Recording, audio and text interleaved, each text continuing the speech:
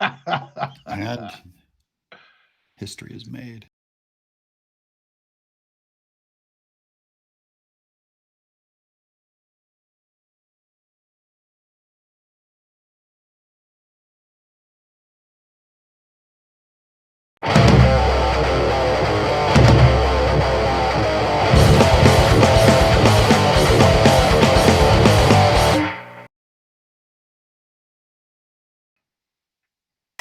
Hey, what's up, guys? Welcome to Boomersplaining the Interwebs. I am your host, Nick Rekieta of Rekieta Law, a small law firm in central Minnesota who happens to thoroughly hate and despise the Wall Street Journal and YouTube at the moment. I am joined today for a dad chat by my buddies, Doug TenNapel and Larry Bleidner. Welcome to the chat, guys. Hello. Thanks, Nick. Yo. And, hi, Larry. Hey, Doug. Hey, Nick. Hey, and so Doug and Larry, this is their first time sort of meeting, so that'll be interesting. What we're going to do today is we're going to talk about... why don't I have this? Never mind. I'm messing with Streamlabs. We're going to talk about a whole bunch of stuff in just a second, but we're going to talk about what it's like to be dads and lead families as men, because men lead families in a world surrounded by scumbags and degeneracy, what it's like kind of managing and navigating that, as well as making money and being creative people who are providing content to the world in some fashion or another. Larry is the host of That Larry Show. It is a podcast. You can find it on iTunes. You can find it on Google Play, and I strongly recommend listening to it. There are links to Larry's show down in the description. Doug, of course, is a very successful creator in all sorts of mediums. His latest project, as far as I know, is Bigfoot Bill, which is a comic that has done very well on Indiegogo, and the link to that comic, Indiegogo, is in the description as well. So please check out their projects, support them. They are good guys, and I'm very thankful to have them here. One more thing before we get started in earnest here is if many of you will know that YouTube has taken the chainsword to the throat of the kill stream. They have peacefully sunsetted Ethan Ralph off of the internet. He is no longer allowed to be a person. They have shut down affiliate channels. They have gone full out on him. And in my personal protest, I'm going to ask people to, super chat whenever you want, of course. But I have provided in the description an alternate link. It is also at the top right of the corner. If you go to the streamlabs.com Rekieta Law, you can do what I'm calling a justice chat, because it's cheesy, but it'll go straight through PayPal. YouTube does not get a penny of it. If you don't know, they take 30% of your super chats. So if you want to chat through PayPal, I would really appreciate it. I would like to transition to that going into the future and just working through Streamlabs and subverting YouTube's system, because I thoroughly disagree with their decisions to unperson people from the internet. It's disgusting and revolting. Of course, if you do super chat, we will still read it. We will just treat the Streamlabs chat in the same way. So if you would indulge me in that, I would appreciate that. And that'll be an ongoing transition. But in the meanwhile, feel free to comment and interact with us and ask questions about being a dad, leading a family, making money, being professional or unprofessional, as it were. And other than that, we're going to get started. Do my co-host guests, whatever you're classified as, I don't even know. Just dads. We're just dads. Fellow dads. Fellow dads. Yeah, do you guys have anything to kind of add or start with that? Anything you want to, I guess, say, or should we just kind of dive into it? I want to say, here's to you, Nick, and your mercurial success, my brother. I really love what's going on with you, man. It's amazing, and it's a cool thing, and it's an honor to be with you and Doug here tonight. Oh, my pleasure, Larry. Thank you so much, Nick. Fire it up, man. Congrats to you, my friend. Oh, no! I thought I had White and Mackay, but I don't. Oh, inventory check. Okay. Well, we'll retire that one. And Too we much will- streaming. Yeah. Too much streaming is what that means. Okay, I'm moving on to some of this Jameson then. Let me cheers up for you guys. And yeah, it's my pleasure. It's been too long, Larry. Should have had you on the show earlier. I'm glad to have you on now. And Doug, I'm glad to have you back. It's been Oh, it's my pleasure. And Larry, will you come on my show too? Will you come? Anytime. I would love to, Doug. Absolutely. I just draw and I'm lonely and I like company. yeah. Can you draw a caricature of me? Can you make me look like I don't know, Ryan Gosling or something? Can Oh you do yeah, that? yeah. I'll do man. an inbreeding. I'll do like a total. I'll gene splice you guys. All right. Okay, let me read these initial super chats, and then we do have a couple of the Streamlabs donations that came through, so I want to make sure. And I did see them pop up on the screen, so I'm very happy that worked, because if you know anything about me, it's always hit or miss on whether my technical aptitude will pay off in the long run. Yeah, let's reward him with Yeah. with the PayPal direct, because that, as disgusting as it is that YouTube is non-personing people, it's even more disgusting that they took 1/3 in the first place. Right. That's disgusting. Yeah, I'm not sure what YouTube is specifically providing to merit 30% of the labor that we all produce, but you know, that's what we've had, but no longer. No longer. Okay, so from before the stream, we had two chats. Lucifer Love Monkey says, my heel stream donation was canceled on YouTube. I was not charged. What about the children? Did I listen to Ram Ranch for nothing? Apparently, buddy. Apparently you did. My heel stream donation was canceled as well. Are you guys familiar with the heel stream at all? Okay, so this was a show. I mentioned the Kill Stream, which is, I don't know how to describe it without sounding cringy, but we'll call it an edgy internet drama / political commentary show that runs every night. It's been running every night for months. And on September 30th, they decided, since a lot of people were critical of some of the guests who would come on the Kill Stream as well as the chat, they decided to use the evil for good, so to speak. And they had a charity stream using YouTube's charity fundraising option. They picked St. Jude's Children's Research. Dick Masterson was talking about that. Oh yeah. Yeah. They raised in a couple hours of I think several hours of streaming, like 6 hours or so. They raised $27,000 for charity by a bunch of people on the internet making jokes and having a good time and being entertained. YouTube can't have that. No, they can't have jokes, nor can they have $27,000 for St. Jude. That's probably what really they're upset about that. Yep. So, and then apparently, just yesterday, Ralph, who is the host of the Kill Stream, got an email from a Wall Street Journal reporter asking for some information about his show. He declined the interview, and miraculously, the next stream had super chats disabled and was quickly shut down by YouTube. And then all of his channels have been what do we call it? Blank slated by YouTube, and they're all gone, including his co-host's personal channel was removed as well. Wow. Probably some others. So the Wall Street Journal literally bullied cancer children out of donated money just because of wrongthink on the internet. And that's That's a conspiracy. Yeah, it's not very much of one. So I'll actually be talking about this tomorrow.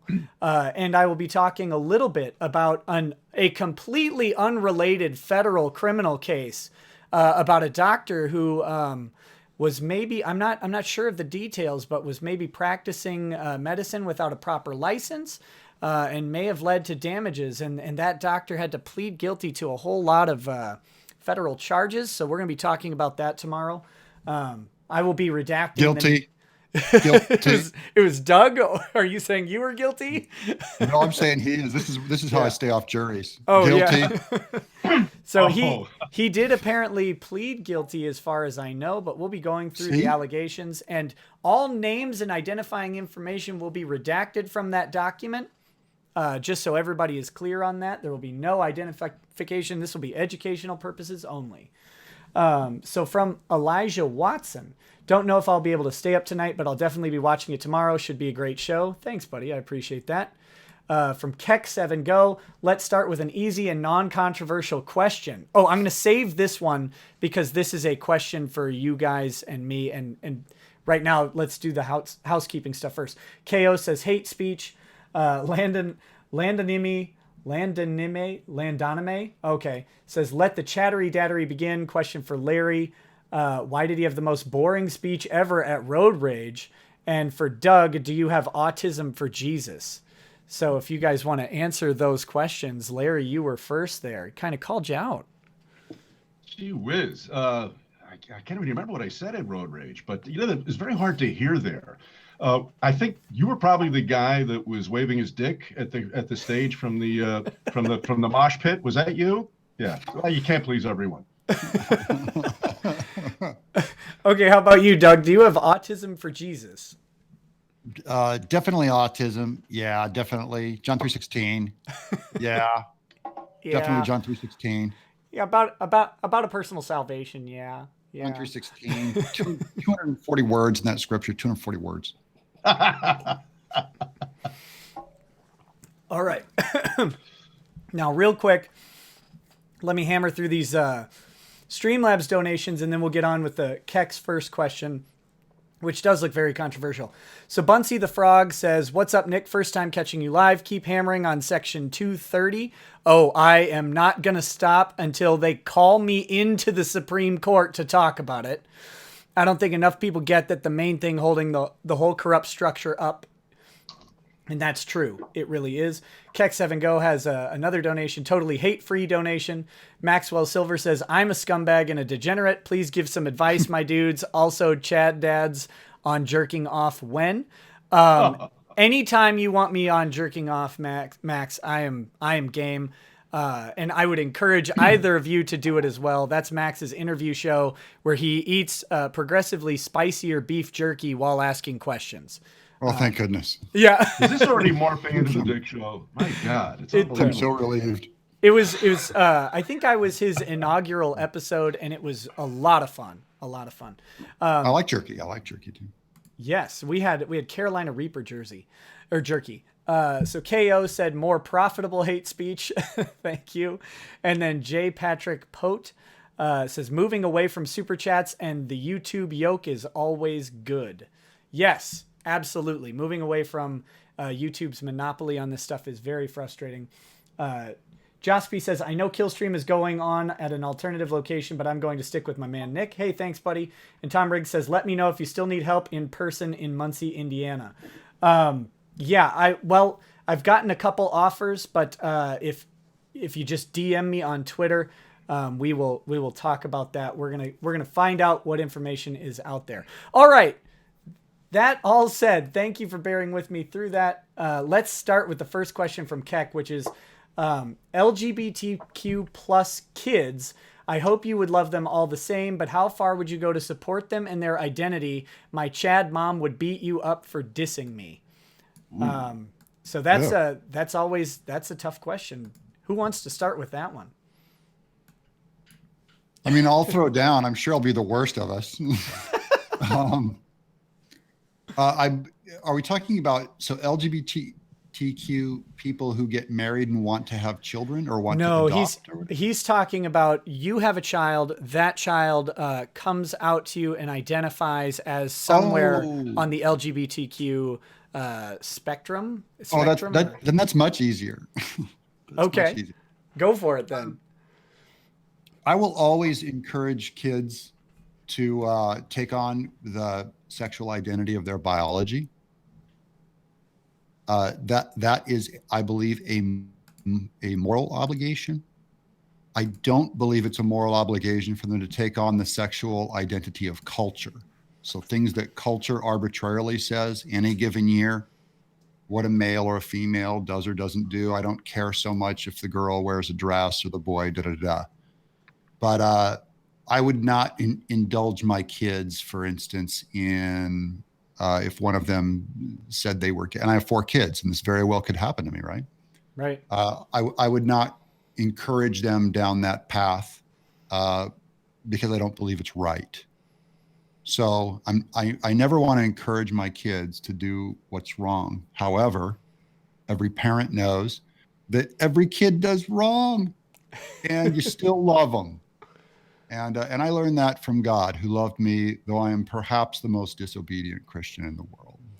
So what you're saying is you don't throw them out of the house and hope that absolutely. they get strapped up to a cross or something. Yeah, no, I don't believe in that. They would always be welcome in the house. I think inviting their lovers in would be much harder, like having them at Thanksgiving, but I'd be open to that too.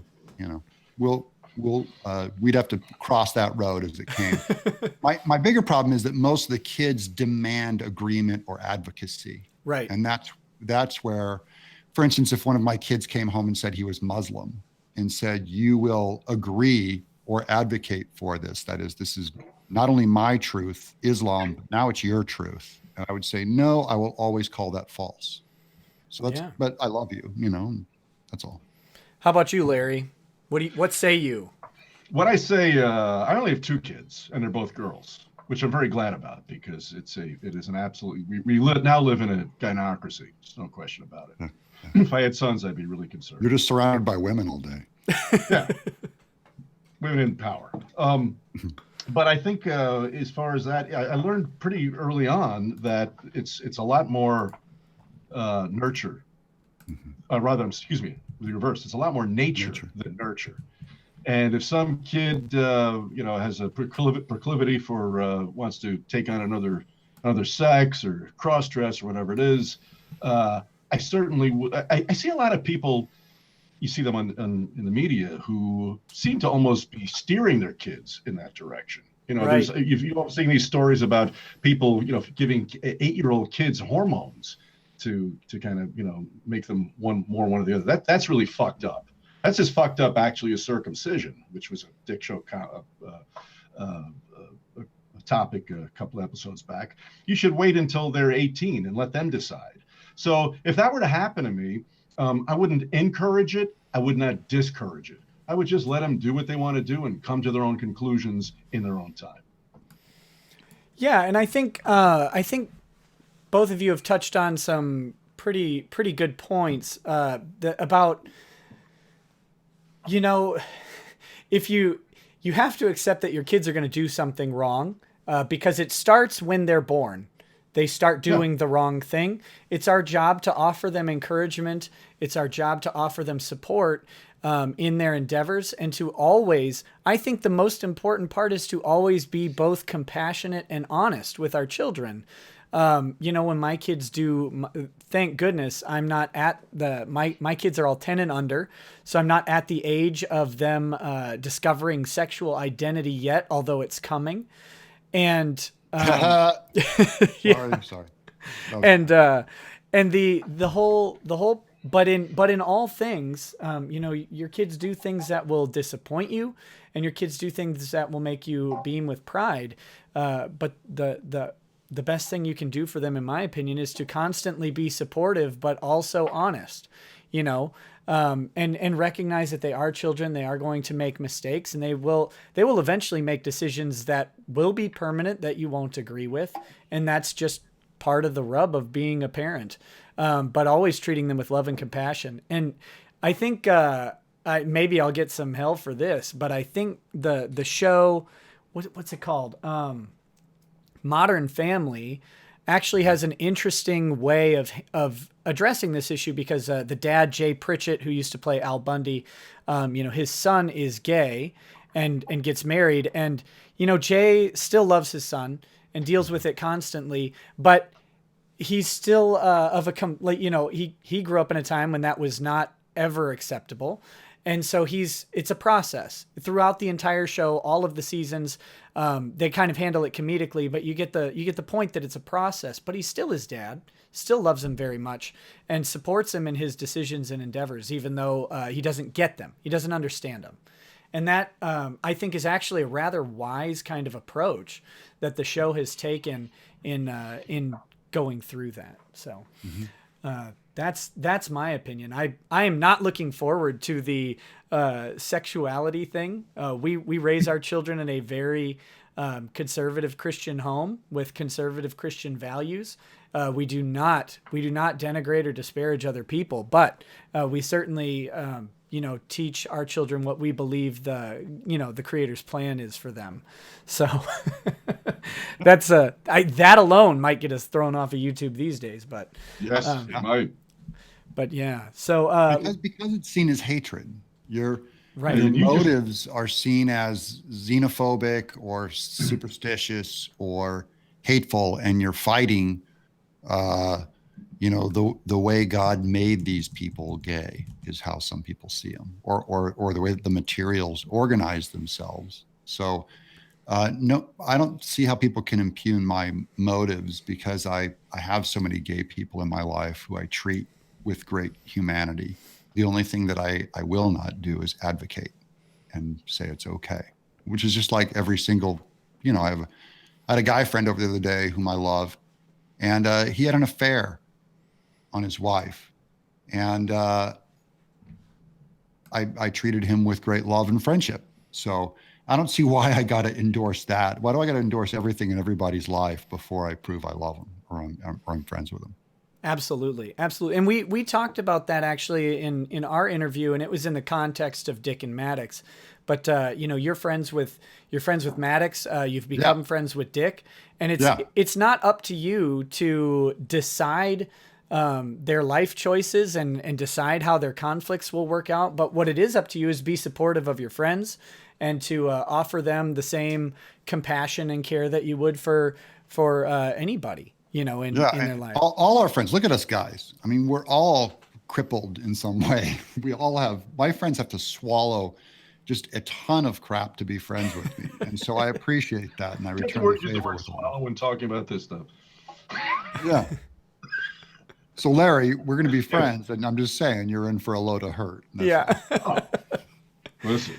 It's going to be ugly. No, Least Concern donated $2.50. It says, hey, Wall Street Journal, how many kids did you kill today? Ho, ho, Yoriko. Let the sick kids have their dough. Yoriko is the Wall Street journalist who is allegedly involved in all of this.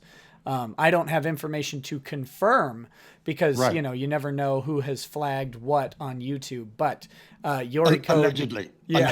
Yoriko very unallegedly disabled her Twitter account prior to being named by anybody. Or I shouldn't say disabled, but put it in lockdown protected mode prior to the kill stream being taken down, and prior to Ralph mentioning who it was at all. So that was doesn't look guilty. Landon Mackinjames says, question for Larry. Does Dick Masterson eat booty hole? He won't admit it to me, but I know he thinks 80s girl is mealy. God. I think you got to ask Dick that. I would have, I don't know. You have to ask Dick. Dick has been a little coy about eating booty hole. Landon asks him with some frequency. I couldn't begin to fashion an answer to that. Make an assessment, Larry. Make an assessment. Yeah. From the sidelines, Larry, does from the sidelines? Well, he's a tit man, right? He doesn't like ass and whatever. So that would kind of that's a no. An answer, wouldn't it? That's a no. Yeah, that's a no. I'm an absolute leg and ass man. The top half. That's not that important. Although to keep the drama going in true entertainment fashion, we have to point out that Dick has said he might be evolving on the issue and converting to south of the Mason-Dixon navel. So we don't know where that stands at the moment. Probably out of boredom. Yeah. But as a dad question, I think this is the more important thing. Your kid comes up to you and says, "Dad, what about eating booty?" Do you immediately throw them out of the house and say, "I don't even need this conversation in my life"? Because that's what I'm tempted to do. Pretty much, yeah. Yeah.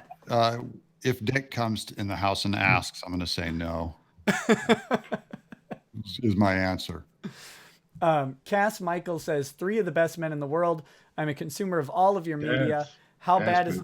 Yeah, thank you very much, buddy. How bad is it going to be for the straight white men born in 2018, 20 years from now? That's Don Lemon. There's only one. there's only one straight white man to be born during that time. Yeah. Everybody Well, else will be somewhere on some sort of spectrum. Well, and we're all natives now, thanks to Elizabeth Warren, who has gone ahead Yes. and proved that we are all Native American. We can identify Yes. with whatever tribe we want. Screw the tribe's ability to define their own members. So Where's my tuition? yeah, I'm definitely going to identify as the rich Dakota tribe that runs Mystic Lake Casino in Minnesota, Yeah. and not as any other tribe, because I guarantee you that's where all my DNA came from, all of it. Yes. Yeah. I want to be part of the Shakopee. They're out by you too, aren't they, Nick? They're the guys that get $1 million a head per year just because. Oh, nice. Yeah, I just like the name Chappaqua. Chappaqua. That's where Hitler lives. Chappaqua. Upstate New York. Yeah. We have a question from one of our viewers, Student of Objectivism, says, I've been in a serious relationship, considering marriage, kids. Recently, girlfriend has been practicing, we'll say, effery, making big arguments over nothing. What's the critical alarm bell? And I don't know if you guys want to field this or if I should start. I'll go. Yeah, go for it. Arguments are part of every relationship.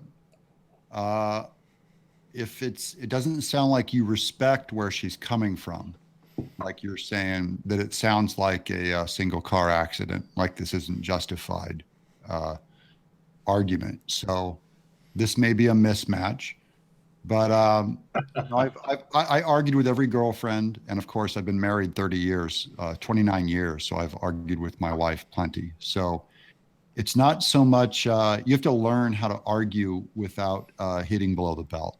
You got to be there's a right way to argue, to make your case and to disagree with someone, and there's obviously a wrong way. So you might just be getting practice in something that you're not used to before, but kind of if you don't respect it and you think she's just picking on you or she's just bringing up caca, then that might be a sign that there's a deeper conflict.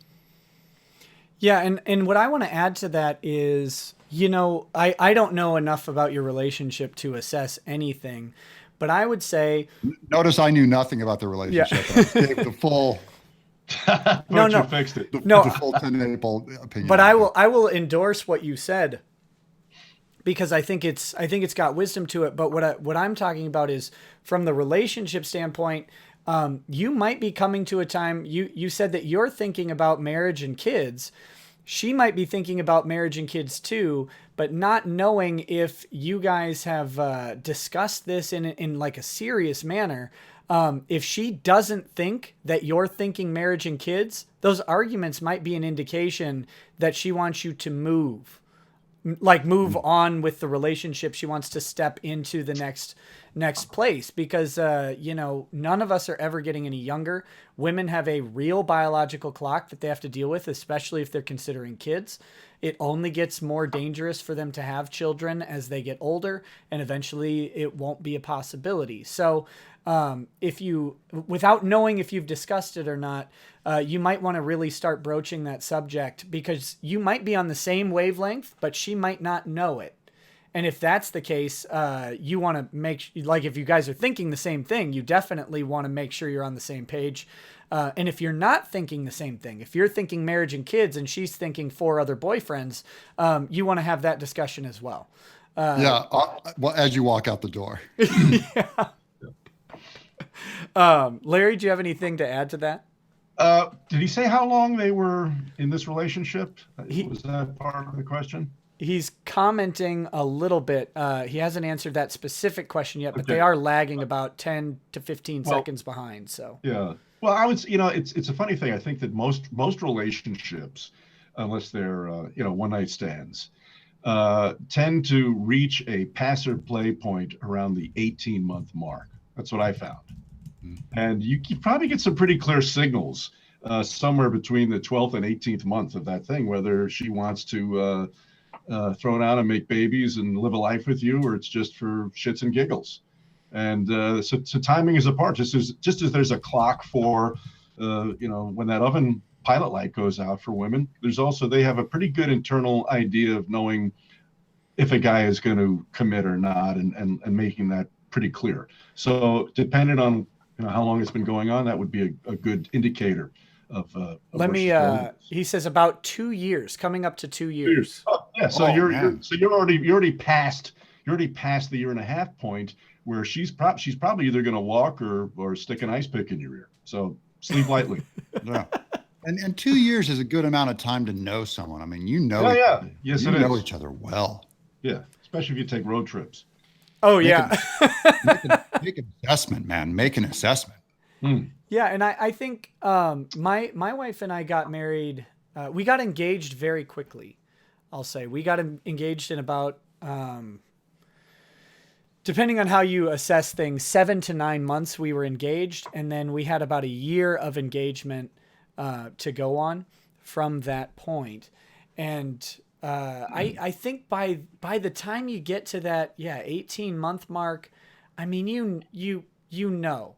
Now you're not going to be prepared for everything, and as your relationship changes, your relationship is going to change. The trick is to realize that you each chose each other, and you got to roll with that change. Things are going to get a little different and a little weird and a little uncomfortable at times, but that's how it goes.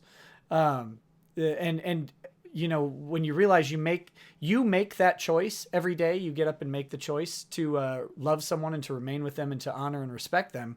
I mean, that's 90% of the battle, in my opinion. But that's me. But I've been married for 14. I think next year's our 15th.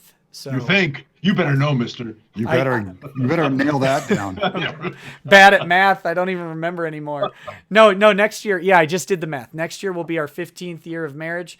And I we've gone through all sorts of different things, and our lives have changed dramatically several times, including 5 very specific child name times. So, Oh, no, you can't name him Zagnut, Nick.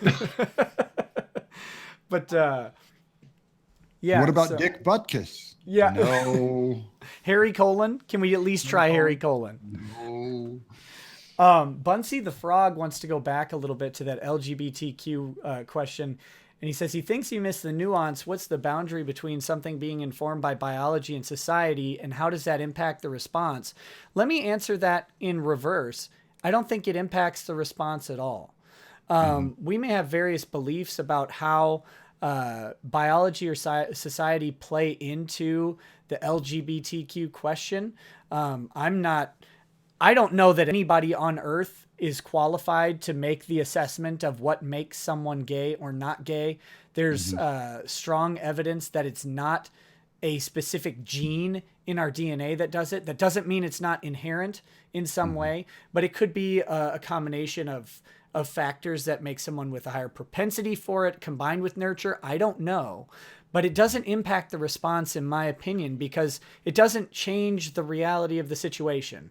You've got someone engaged in an activity, either by choice, by non-choice, or by a perceived non-choice. You think that an activity is morally wrong, and but it's not your job to condemn your child. It's your job to coach your child. So that's my perspective. I mean, this is going to sound awful, and I don't mean it this way, but you have to treat it the same way you would treat an addiction. Whatever.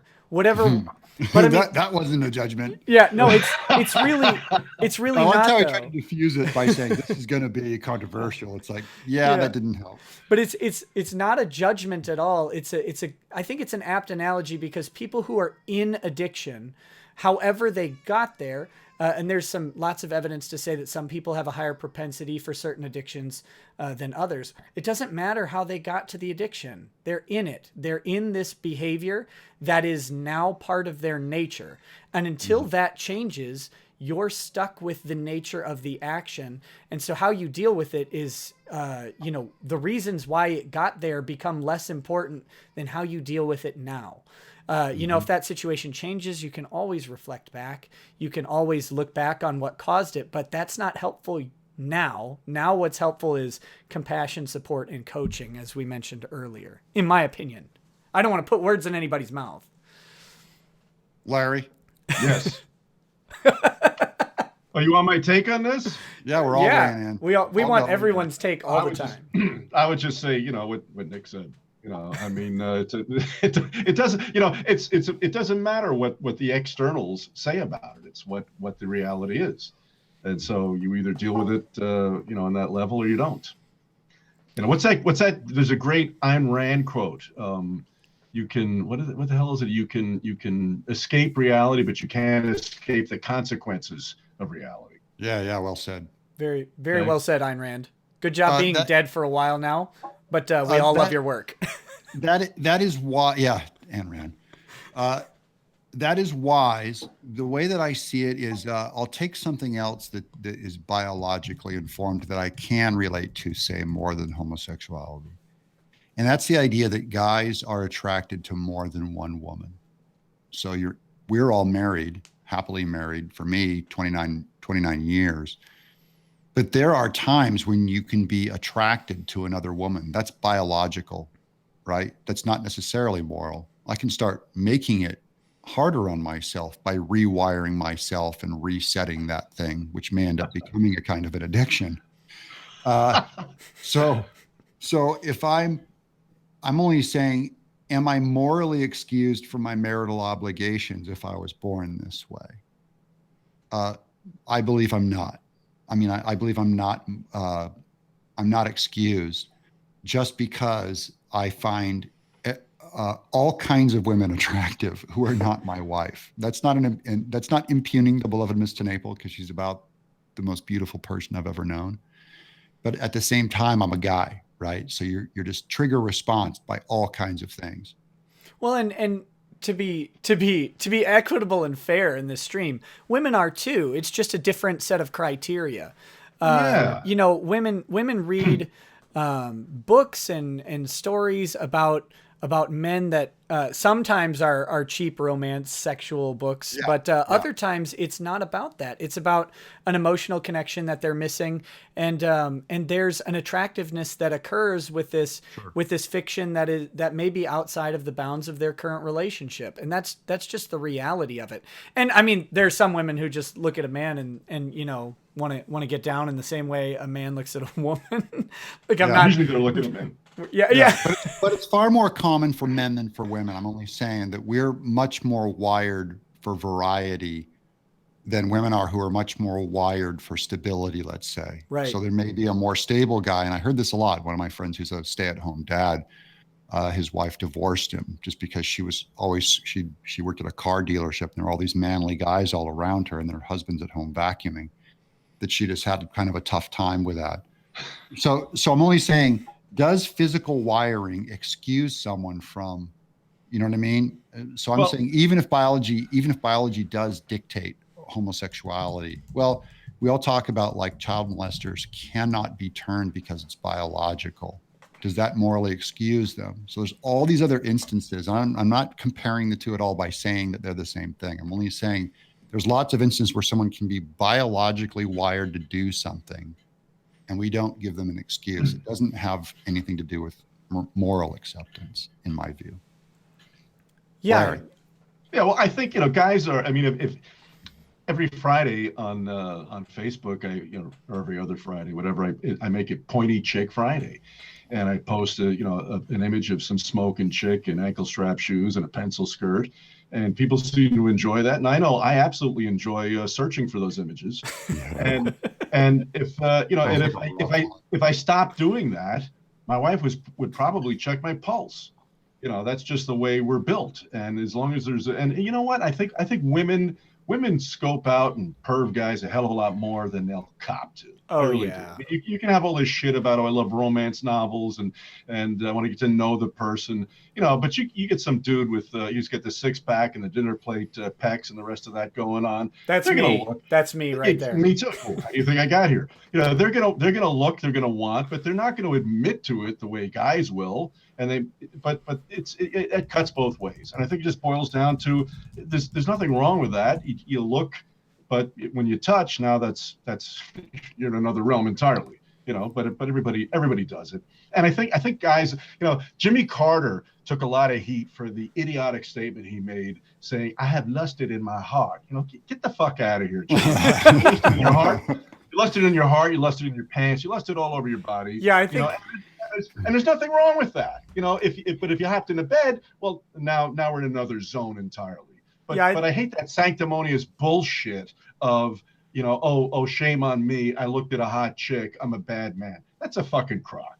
Okay. It just is. And I think we can all agree that the lust doesn't hang out in the heart. It's somewhere a little farther south than that.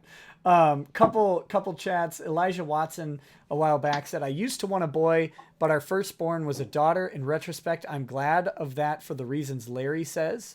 Wise. I have 2 boys and 3 girls, and I really try not to think of their futures in different and desperate ways, but you can't help it. Dustin Johnson doesn't have a question attached, but he did donate. Thank you very much for that, Dustin. Sketch Therapy says, "Thanks for having..." Oh, yeah. And Sketch Therapy says, "Thanks for having Doug on. You pick great guests." Yes. Sketch.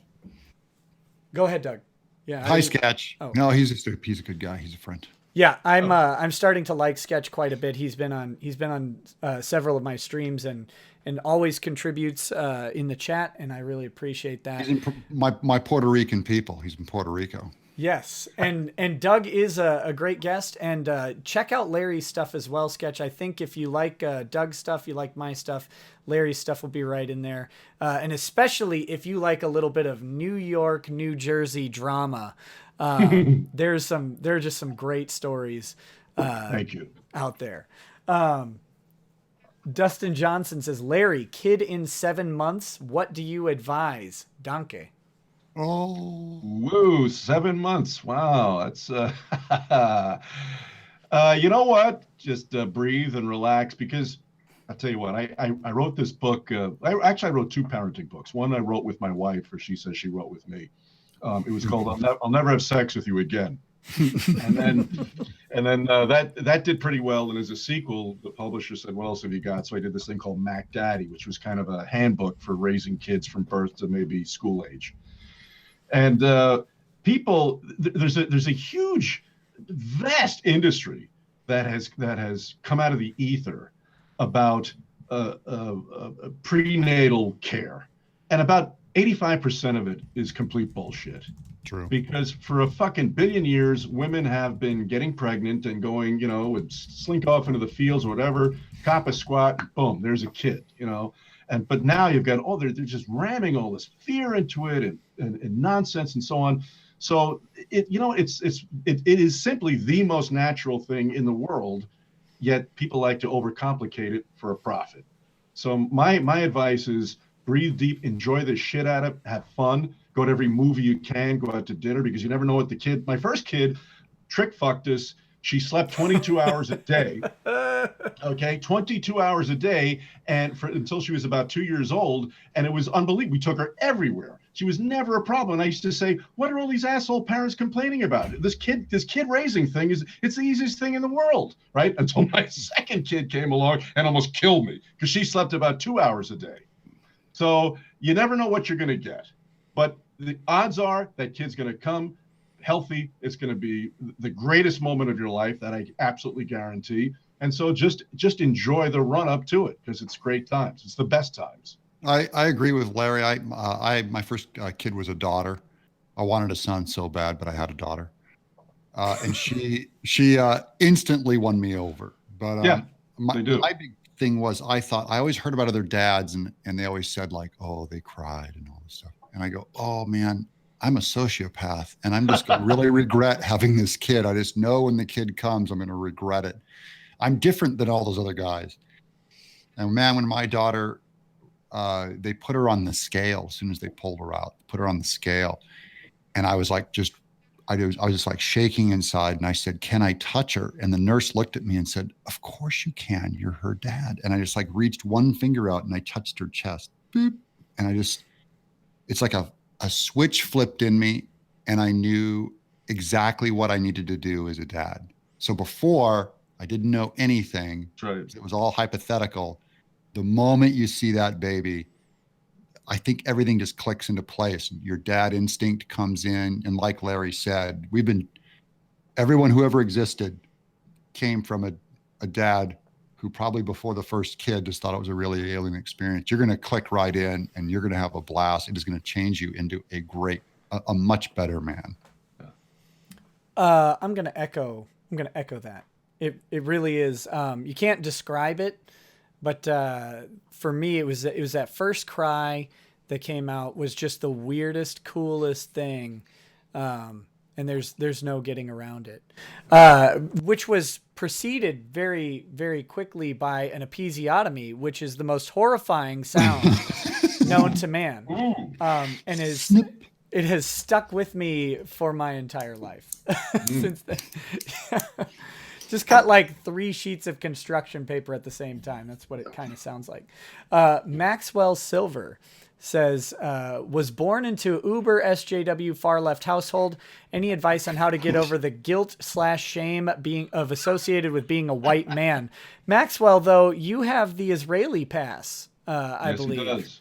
Yeah. So I mean, technically, I think Caucasian, but you have the Israeli status that puts you in a different class. And if you ask YouTube, probably the most important class, or Wall Street Journal, as it were. Yeah. So and anti-Semitism, I mean, you're like an instant victim. You have no guilt to feel at all. You're going to get slammed for being a Jew. I mean, anti-Semitism is like, it's all the rage. The left started it. Some people on the right are into it, but you have no shame. There's no shame. I hear they give you a news company when you graduate, though.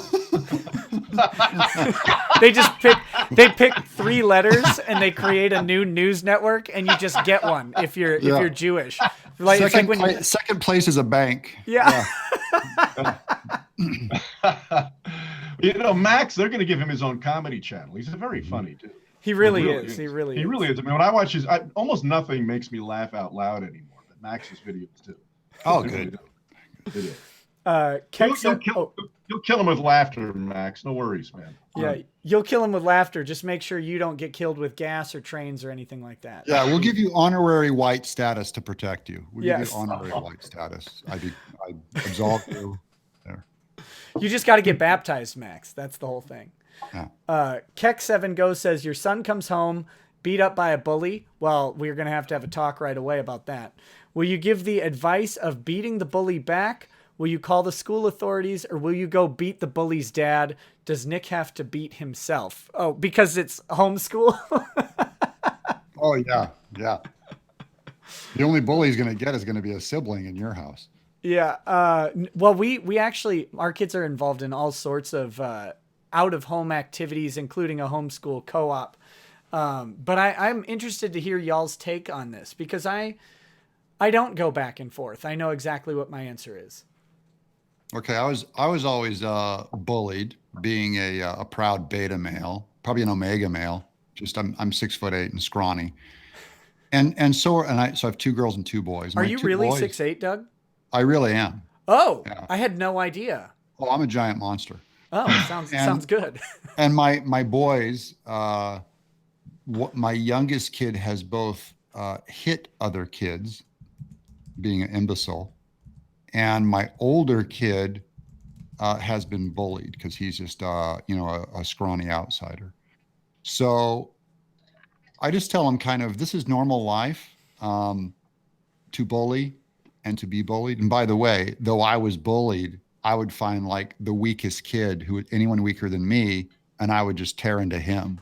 Downhill bullying. Look at that weirdo. Hey, let's get that guy. So it's not like I deserved much mercy. So the bigger thing is trying to teach kids empathy, and that always comes really late in life. That's a very much an adult trait. In fact, some adults don't even pick it up. So trying to put either the bully in their eyes of how they might feel, and also how it feels to be bullied, I think is important to start teaching them empathy. But I mean, if any of my kids were bullied and they kicked the guy's ass, I'd have no problem with that at all. I just know it's not in my kids' they're not that type, but I'd be totally fine with that.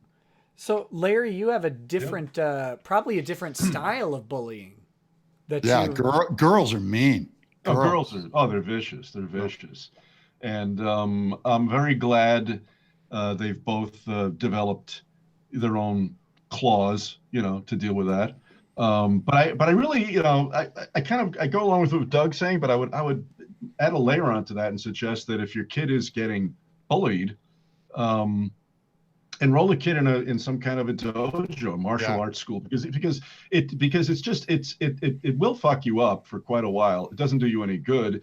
And whether you actually get into fisticuffs or not, it's going to give a kid a tremendous amount of confidence. A good friend of mine, in fact, a friend of mine has a little son. He's about 6 or 7 or 8 now, and he was a pretty big pain in the ass when he was 5, 6, 7 years old.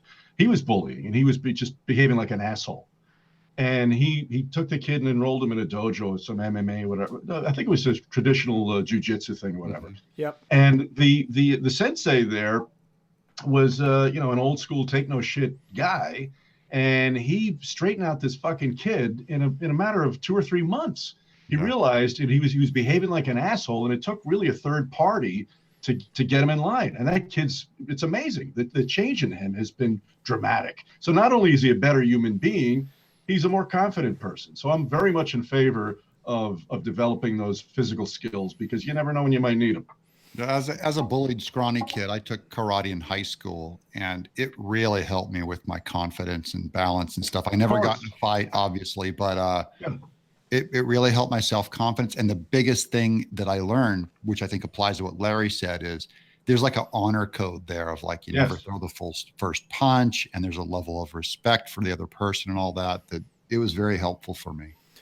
Yeah, I did several different martial arts throughout my childhood and into my young adulthood. And while I was only in a few specific physical altercations, I will say that my martial arts training, and not in a physical way, but in a mental way, helped me avoid many possible altercations. And just the change in demeanor and confidence, it takes away your victim, the scent of the victim, and that it's a real thing. No one will convince me otherwise, but I will say men especially can smell or sense or something, a fear, a weakness, a trepidation in people, and then it triggers something. It triggers something primal in us. And if you know this, because if you've ever been in a fight and you've had the upper hand, turning it off is a hard thing to do, especially if you can look at the person who you are overcoming physically. And it doesn't have to be a fight. I mean, you can find this in a race, even like just a foot race, where someone looks at you and they've got just that moment of fear or weakness. It gives you something more than you had in the tank already. And and learning how to turn off your projection of that is a big part of martial arts. And that's the confidence that comes with it. And it doesn't mean that you're going to win every fight. It means you're probably not going to get in as many fights. So yeah, if my kid comes home and has been hit by a bully, I'm going to teach him immediately how to defend himself, of course, because safety is one of the things, but I'm also going to work on him with confidence, and just the attitude of, look, you don't need to engage in a physical altercation. You don't need to be afraid of other people, because that's what people are after. They're after that fear. Sure. Keck now asks, your kid becomes oh wait, real quick. This is just relevant. Super Iron Bob says, I was severely bullied for a majority of my childhood, and fighting back was literally the only thing that eventually ended it. And I think that's how life amongst at least men work. You can have any kind of issue with someone, you fight it out, and you will have respect for them at the end, no matter how the fight goes. Personal experience, but that's the hardest thing to convince yourself, though, is the terror of it will actually be better to get your ass kicked but fight back than to comply Oh yeah. Yeah. and buckle under some thug, you'll regret that for the rest of your life. Those are all my Yes. kinds of regrets, is kind of the cowering and stuff. And in your mind, you go back and just want to keep reliving it or whatever. There's no regrets if you fight and lose. Absolutely. Absolutely. And there's no shame in losing a fight, guys. Unless the other person, you know, is like a quadriplegic in a wheelchair or something. If Stephen Hawking runs you over and he's like, ha, ha, ha, ha, like, then you should be ashamed of yourself. But pretty much any other situation, you know, there are people who are going to beat up anybody. Who did Alec Baldwin punch out today, huh? I'm sure it was like a small woman. I'm sure to just, you know, I gotta say and take a tangent here. I had to laugh at that. There's that asshole Baldwin, and you know, he's his nemesis Trump is running the fucking planet, right? Yeah. And he's fighting with some asshole over a goddamn parking space. I mean, how funny. And even Trump's like an 80-year-old, you know, 8,000-pound man. How brave of you, Alec. Go get it. Baldwin used to live near me. And when my kid was a toddler, I would often see him at a park not too far from my house. So we'd be walking up the lane together to the swing sets and shit. And I got to say, he has an ass as wide as a washer dryer set. I mean, he used to walk like a fucking gunfighter with his arms out here, just to clear his own ass. You know, he's just Baldwin. He's Baldwin. He's such a fucking tool. He just is. I just say that. This Samsung washer and dryer set brought to you by Alec Baldwin's backside. Are you doing the match game PM thing? Okay, so then Keck7Go asks, your kid becomes a registered member of the Democratic Party. How awkward will Thanksgiving get from that point on? Oh, cut him off. There's no love left. Sorry. All dadism ends.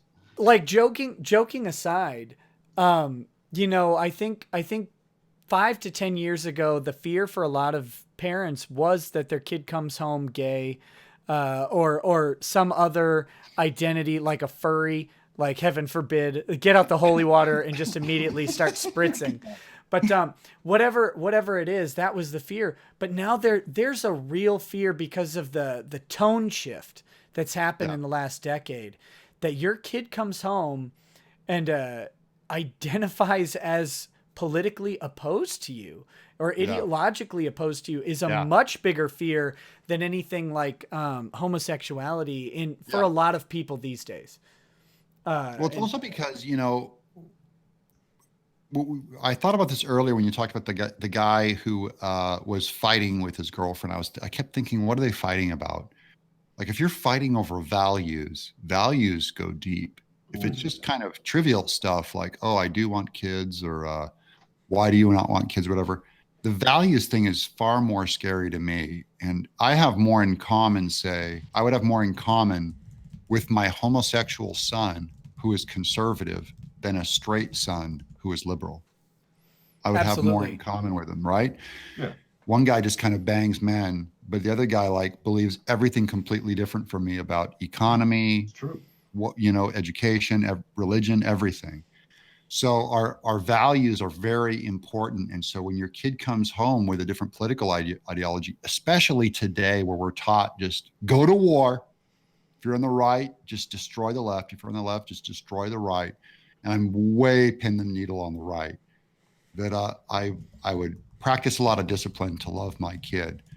But I think it's actually the left that actually champions not going home to Thanksgiving to families that voted for Trump. And I think those are politics that reduce you when that happens. Yeah, that's I'm trying to figure out how to word this. You're homeschooling your kids. There's no Democrat homeschooled kids. No, that's true. No. And I'm not super, like my kids, I have to bite my tongue, right? Like my kids are, if you're not aware of how children work, they're very concrete, rigid thinkers. That's how their brains operate up until they're their own soul. Right. Well, and their brains operate on a very matter-of-fact sort of way up until later in life. This is why literature has genres like young adult and then adult and stuff like that, is because the way that their brains process stories and information changes quite a bit. My kids are all still in the very concrete stage. So when something happens that's not real, you have to explain to them that it's not real because I'm trying to think. My 5-year-old daughter the other day, she said she was talking about being afraid of bats. She's like, well, and I don't like bats, and I saw them at the zoo, so they're real. And it was like this, such a 5-year-old. It's like, of course bats are real, but then it's this 5-year-old kid who outside of a zoo has never seen a bat in her life. And so prior to that, it was a TV thing. And it's like the way that our brains process information changes dramatically as we get older. So, there's no risk of my children right now being a Democrat, or even, my oldest son, he heard that people made fun of the president. He knows nothing about politics, like the policy decisions being made in Washington. But he said, I don't like that people make fun of the president. That's disrespectful. He doesn't know like who Trump is. And, and I have plenty of criticisms of Trump that would be both respectful and disrespectful. But he just doesn't tolerate it, because to him, you don't disrespect other people, and you certainly don't disrespect people who are in some sort of position that demands some level of candor and respect. So it really is a problem for older kids, though, and I think the trick is to always be welcoming, and to realize that we just disagree. It's not the end of the world to just disagree on something. And it doesn't have to pervade conversation either. Yeah, I trained my kids, just to be mean. When they were 3 years old, they would say, Obama's trying to take all our money. And they saw a joke that I did, and they went a step further, and they'd say like, we hate Obama. And I'd say, oh no. If Obama walked in the room, we would stand up for the president. So I taught them like respect, but disagreement is what I was hoping to put in them anyways. So I thought it was a good teaching moment.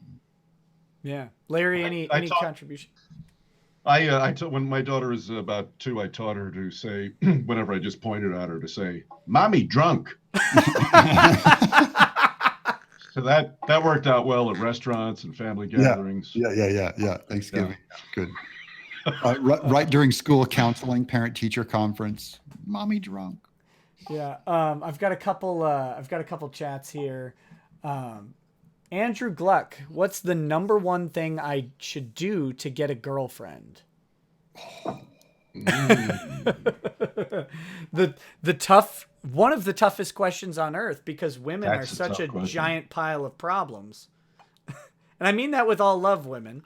No, I mean, there's like, if a woman wants to get a boyfriend, she just has to throw on some makeup and a nice dress.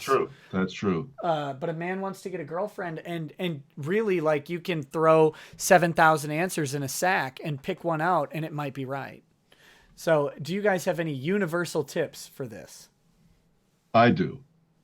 And it's a funny thing, because there was an earlier question in the stream there saying, what's the most important thing to teach your kid? Yeah, that was the next question I was going to get to. Oh, okay. So this is a twofer from Larry. It's a twofer for me.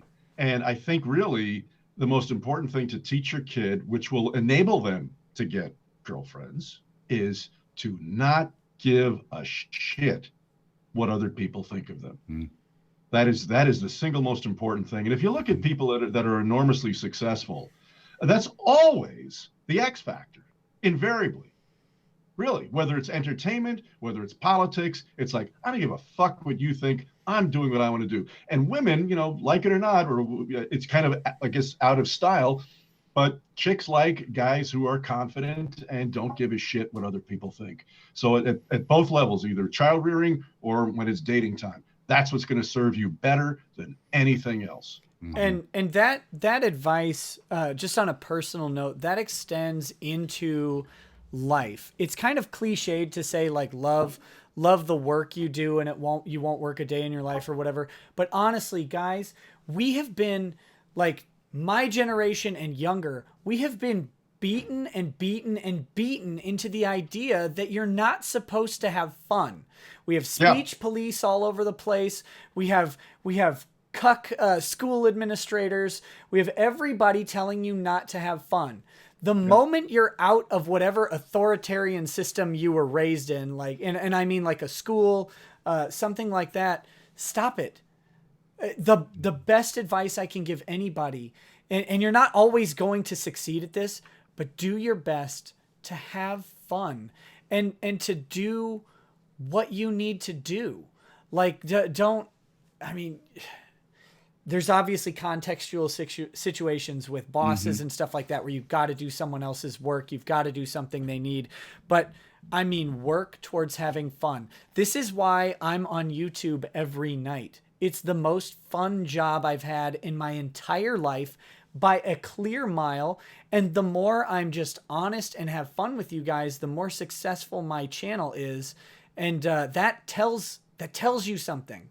That's what people want out of just about anything. Again, there's going to be isolated situations. You need to have some discernment. But if you do that, you will be happier. You will be more confident. You will attract more women. Because they're not going to look for the guy who is stressed out and dying his whole life. They may try and drive their man to that to get them like that new purse or car or whatever. And it's your job. Part of this stream is men lead families. And I very much believe that men lead families. It is your job to have to be resistant to those sorts of things in your life where women will try to get you to do various things. It's your job to lead and foster, not like through some condescending way, but just through being who you are and being comfortable and okay with who you are. And I think other people will be as well. I think date your values is good. Look for your values. Don't date outside of your league, because guys always think they're in a higher league than they are. So you'll naturally get a lot more rejection if you're way above your league. So kind of have an honest assessment of what is your league. Because think about it. Like, let's say I'm a solid 7, maybe a 6, 7. I'm going to date within 7, 8 instead of going for a 10, because 10 is going to reject me all day. But I can find a whole lot of happiness with a 7 or 8. Now I happen to have landed a 10. But I'll clip that out and email it to your wife. I would tell you in hindsight, I would rather have a laughing, incredible, wonderful life with a 5 who's a complete ugly hog than go for a 10 but go through life alone. I just have more fun with just an incredibly homely person who shared my values. I would have an absolute blast. Think about that. So this is a combination of Nick's advice of have fun and Larry's advice of don't give a F. Is if you exude that confidence, which you can't give an F if you march your values, because values don't care, it follows. It's like you got to walk the line. Women are attracted to that. Women are attracted, I think, to men who are assertive enough to date them, because there's so many men now that are just wussing out, fearing commitment. You love commitment, be comfortable in your own skin enough to know that if a woman smells that you need them or there's some deficit in you, they'll run away from it. So you have to exude that I don't give enough confidence. That's what's attractive to them. But I'll tell you, it is a worthy pursuit. And if you're single, it should be your number one pursuit to find a woman who matches your values and fall in love with her values and have a blast. Absolutely. And just to tack on a tiny bit to that, a woman who's compatible and matches with your values will grow with your values in the same way. And I can't stress enough that marriage and relationships are a partnership, and part of that partnership involves you leading to the males out there. And I don't mean this in like a patriarchal sort of way, but, Sort of. But. Oh yeah. Sort of, but I don't mean it like you need to force anything. I don't mean it like that. I absolutely mean that when you're in a partnership, there is give and take, and I think you'll find naturally that the give that is given to you is the opportunity to lead. And I think that the take that the woman takes from you, at least in my case, is to rein me in when I'm going too far. I think that's honestly a fundamental job. And I value that very much. And guys, if you think, there's a fine line between respectfully, reining you in and nagging. Absolutely. Mm-hmm. But, if you think you're being nagged, assess why you feel like that and why you think she feels necessary to pull you back, and maybe there is a thing that you need to be reined in on. I thoroughly believe that it's men's job to push forward and women's job to keep us in check a little bit. And we give that, they take that, and then we take the leadership and they give the leadership. And women love being pursued. That's a huge honor to be pursued. You may not land her. Get comfortable with failure. It's like starting a business. It's like you got to go out and go for it. So this advice actually applies to like all of life for all of maledom, including like having kids. It's like you got to go for it. You got to be wise about it. You got to take a risk. You got to be comfortable with failure because, you know what I mean? A big man takes risks and doesn't fear failure. So a lot of our fear of vulnerability in dating is a fear of rejection. And you got to kind of lose that fear and go out and take a stab at because Mrs. Right is out there for you somewhere, but you got to go shake some trees to shake her out. And that's going to mean a lot of failure maybe, but take that risk. It is worth it. It is worth it. Love. I love my fellow dads. I love their children already because I just know it makes them bigger men. And it's worth the risk of failure. It's worth it. All right. Worth the heart. Indie Dave Comics says favorite TV dad. Go. There's not one for me. There's not a favorite TV dad. Dads are treated like garbage on TV. Yeah. Fight me on it.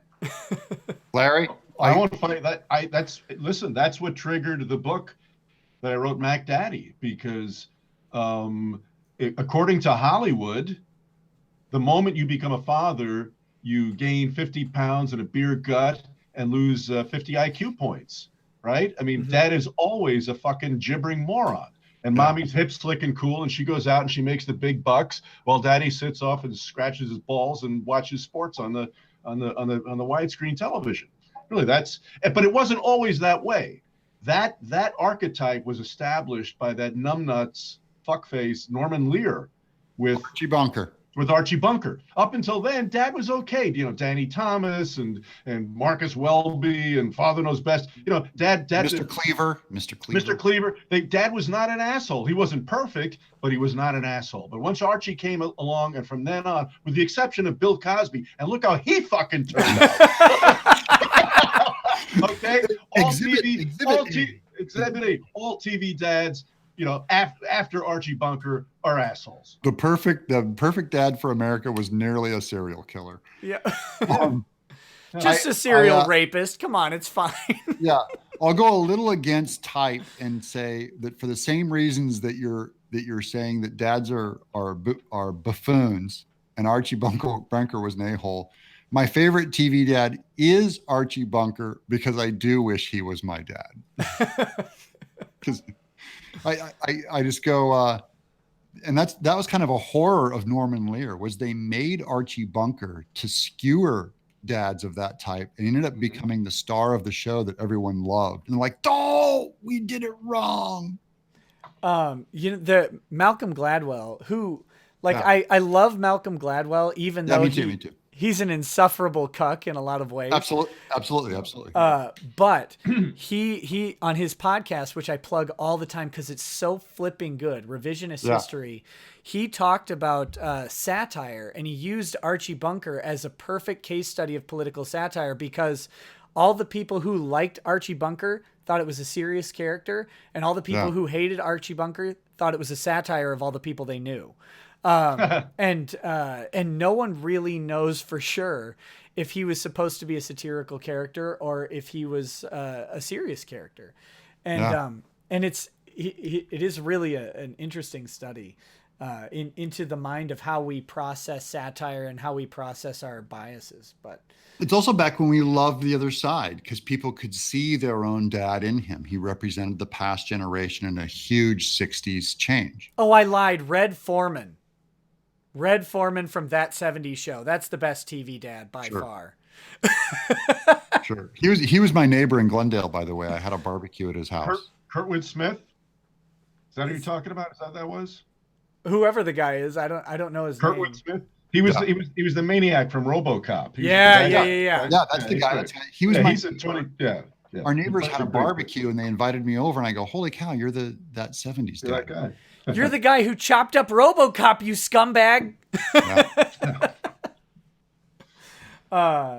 Elijah Watson says it's pretty likely your kid goes through a liberal phase. I know I did, but then I got my first paycheck. Yeah, that tax deduction from your sobering paycheck. you up. Yep. Yeah, sobering. Tillip says he's my thumbnail guy, by the way. Fantastic thumbnail art. I really like him. Fantastic artist in general. Cool, unique style. He says favorite bands and @Doug favorite 90s mascots other than Earthworm Jim. So favorite bands. Mine is still and will always be Stone Temple Pilots, personally. Good choice. I guess. Larry, you want to weigh in while I think about the favorite mascot? Sure. Alice Cooper. Ooh, yeah. Oh, yeah. There you go. Yeah. Mascot got to be Gumby. That one goes all the way back for me. Gumby's good. What about Pokey? Screw Pokey. Oh! That guy. Don't do that. That makes you a furry. Don't screw Pokey. Deperson Pokey. What about the favorite band, Doug? Oh, favorite band? Probably one of the bigger ones influences on me was probably Cake in the 90s, and maybe They Might Be Giants were pretty big in my... Man, I hate Cake in a lot of ways. Yeah. Oh, yeah, they are a-holes. They are. Did this have to be had to be a 90s band? No. Have to be? No, it's 90s mascots. Oh, I think Gumby predates the 90s, Doug. Oh, yeah. He does. I don't know. I mean, I make so many characters, I don't care. Yeah, and because I'm such a classic guy that I feel like 90s is all garbage. So yeah, I forever stuck in 1987 with Transformers, and you can't change my mind. You can't. Yeah. So see, you're in the wrong era, Larry. I didn't hear a mascot. A mascot? Oh, that's it has to be 90s. It's so specific. I'd say Spuds McKenzie from the old Budweiser. Oh yeah. Okay. Yeah. Okay. He's good. Okay. Yeah.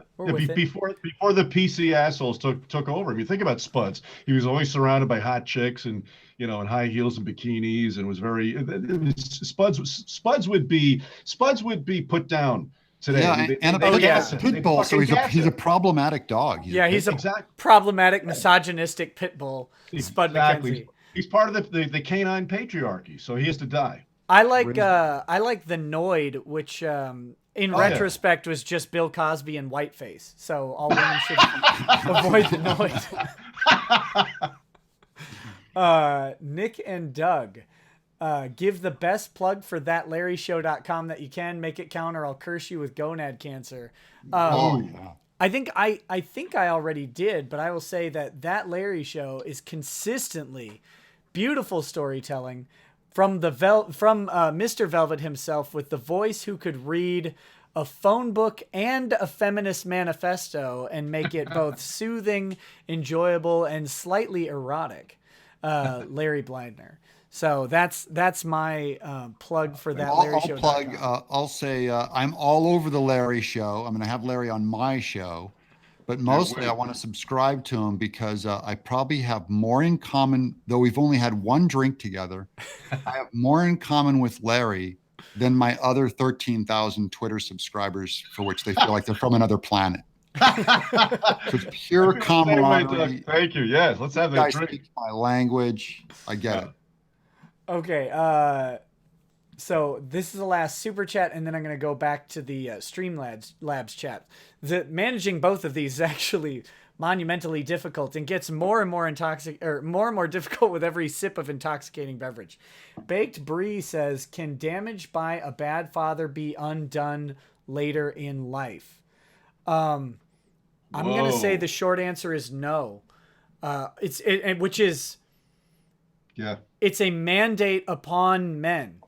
You guys in the chat, anyone who may watch this later, it is our solemn, sacred duty. The most important job you will ever have is to not only be a good dad, but to be a dad.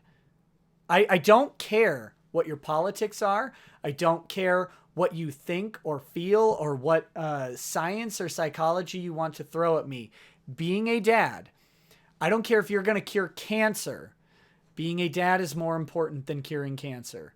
Being a dad to a kid and raising the next generation is more important than anything. And if you want to challenge me on that, you look at the great thinkers, literary geniuses in our history. You look at Aldous Huxley.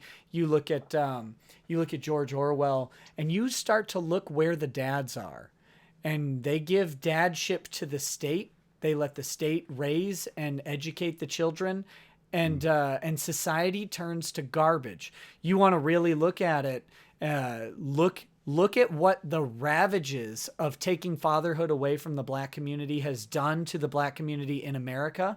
You want to know the quickest way to end up in prison or to end up in poverty, be raised by a single mom. And that's not slamming to the single moms out there. That's slamming to the dads out there who aren't with them. And there are a lot of reasons for that. In some cases, dads have been incarcerated, maybe unfortunately or unfairly. That all is part of society that we have to get rid of. It's each of your responsibilities to not be incarcerated, to raise children. And you can, if you disagree with me on this, you can come to my house and I will fist fight you. And I'm not even joking. This is a solemn and sacred duty that is built into men to be a dad. There's nothing more important in this world that you can do. Okay, I'll give you a disagreement with Nick. Come to my house and fist fight me, Doug. Fist fight. You're tall, but I'm scrappy. I know. You'll kick my ass too. You have more martial arts training than me. My dad raised me. He was relatively abusive. He said that, as an artist and stuff, that I was a faggot and was not a great dad. Oh, hey, I have a moral obligation to say, hey, don't say that on my stream. Oh, I know. I'm so sorry. I totally. I'm gonna throw you out of here, sorry. Doug. First you disagree with me, then you drop an F-bomb. Oh man, I just pushed the button. They're gonna automatically flag the show. He called me the other F word. It's funny because you can say the real F word all day. Yeah, no kidding. So he called me names, and we obviously didn't get along growing up. But my caveat is, if the father actually loves their kid, love is more powerful than hatred or even bad fatherdom. So it's he loved me. He didn't know how to love me. So when we were adults, I called out all of his bad things that he did against him. And I just said, now that I'm an adult, there will be no communion between us unless you're willing to apologize for X, Y, Z. I gave him the full list. He read the whole list and just with tears in his eyes said, "I'm sorry, and will you forgive me?" And I forgave him. He is now my best friend in the whole world. So we defy the odds. Now, I have to give the caveat in that he really did deep down inside love me. He just didn't know what he was doing, and he was not a walk away dad or something like that. But I just believe in the end there is repair work that can happen a lot. The blood binds are very strong. That a dad can even walk away from his kid, and I think there's something deep down inside him that knows there's something missing. So I do believe in redemption. I do believe it's possible. I think it's rare. And I think there's obviously a lot of damage that has to get, that people have to own and apologize for, or it's very hard to move forward the way most families were, where you're just too proud to apologize. That is going to be very difficult to get through. Absolutely. Larry, any thoughts? Well, Nick, your take on that was majestic. Really, it is the most important job in the world. Mhm. There's absolutely no question of it. I shouldn't say that. Motherhood and parenting. Okay, both Right. both people have to be really on it, and basically all of the world's ills would be solved if people would be better parents. It's Sure. that simple. That's what's the key to paradise? That's it. Duh. Sure.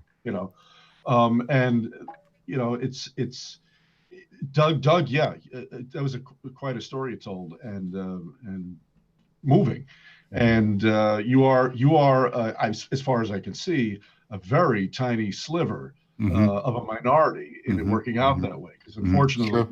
Nick's supposition or his proposition that bad dads fuck kids up irrevocably is usually correct. And you are super fortunate. It's really wonderful that you're reconciled with him, and now you do have a best friend as a dad. For myself, I wish to Christ I had been a better son to my father. Oh yeah. If you listen to my show, a lot of the stories they tell about childhood and so forth, I didn't realize the treasure that I had as a kid. Yeah, your dad sounds legendarily hilarious, by the way. He was a wonderful guy, and unfortunately, he died pretty young, and I was about 30 when he passed. And so I didn't get to the point where a lot of guys do, where they realize, holy shit, my old man knew a lot more than I did, and that's one of my great life regrets, is that I didn't get closer to my father and realize what a fantastic person and resource he was. So I guess it kind of cuts both ways. Yeah. That's good. Ironic. Yep. Yeah. Let me temper and nuance my point a little bit, with saying this. It's hard to damage children. To truly damage children is actually a difficult task. If you're present, you can fail over, and you will. I can't stress this enough. You're gonna suck at being a dad in your own opinion, your own observation. You're gonna suck at it all the time. You're going to fail over and over and over. It doesn't matter. That's not. I fail every day right here. Right, absolutely. And that's not damaging your kids in the way you think it is. And the fact that you think you're damaging your kids is testament to the fact that you're not. Okay?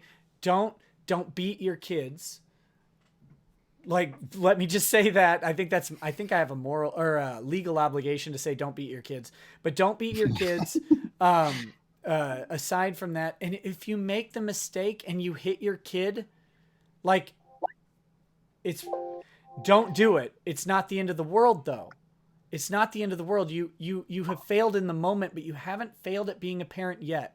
Yeah. Your like I find myself being sarcastic with my kids. That's another no-no, is parents shouldn't be sarcastic. Like, I just hate that jaded thing where I go, I don't want to be sarcastic with my kids. And that keeps coming up because of culture.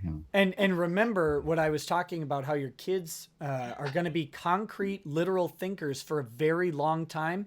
Sarcasm, when you realize that you've said something sarcastic and then you have to explain the joke to your kid, remember that, because every time you're sarcastic to your child, they don't know. They don't get it. Right. It's like talking to someone from India. They don't have sarcasm in their blood. It just doesn't work. And that's a joke from Al Brooks, by the way. Don't demonetize me, YouTube. If you haven't seen Searching for Comedy in the Muslim World, I strongly recommend watching that movie. But anyway, back to the point at hand. Be there. Be there, and it will be hard to damage your kid because God or biology, whatever stripe you want to paint, has made your kid more resilient than you can imagine. Don't beat your kids and just be there. And when you make a mistake, apologize to yourself, apologize to your kid if it's appropriate, and move on. They're not going to be ruined from you making mistakes. They're going to be ruined if you're gone. Trust me, they're going to be ruined if you're gone. And they're going to be ruined if you really abuse them. And abuse is a pattern of behavior that happens. And let me lay some impetus on women, because they say that men are more likely to abuse children. I'm not sure I agree with that, but women are, we'll say, more likely to be permissive of abuse to children from men. And so that's what I was talking about with the reining you in. Men do see weakness. Men do smell fear, and it becomes biological and primal at that point. You need to, 1, recognize when that's happening and turn it off before it starts. 2, you need a partner who can rein you in when you're not able to do so. Yeah. And that applies to physical violence, that applies to emotional abuse, that applies to everything that you do. That's neglect. Why, yes, neglect, absolutely. That's why a partnership is important. That's why you will never convince me that anything other than a monogamous heterosexual relationship is the ultimate best environment for children statistically and practically. I know it can be done other ways. I got it. Yes. On the bell curve, though, you're looking for the highest arc of success. That's where it is. And it's because men and women are partners in this. And you have a duty to lead, and your wife has a duty to help you do that by keeping you in check. That's my bit on it. Sure. So, and Doug, we're still slated for a fist fight. I'm sorry. It's already been scheduled. Yeah. You've already committed now. Now we gotta go. And I would take a punch from you. I'd throw a punch and I'd take a punch just in honor of how much I respect you. My punches would have nothing but love attached to them. I appreciate that. Punch me with love. I appreciate it. I probably have it coming. Okay. So Baron Nathan Dean says, every time I felt bad for a kid I saw getting bullied and tried to be friends with them, I quickly learned why people bullied them and couldn't get away. Empathy is a curse. Avoided at all costs. It is hard. It's hard. Complicated. Did you want to chime in on that, guys, or should I just rant? Because I hate doing that because you're my guest. So if you want to chime in, go ahead. Otherwise, hey man, it's your show. You better prove it. You better prove it. I've got it chambered. Look, annoying kids suck. When you're like annoying peers, I'll say annoying peers suck. This is Doug's a Christian guy. Larry, you're some stripe of Christian, right? He's Muslim. That's a good. That's a good summation there. Yeah. Well, you do. Yeah, sinners. I started a spin-off show back in the spring called Sinners Sunday. Yeah. And, talk about that for a second. I have 16 years of Roman Catholic education. Okay, for what that's worth.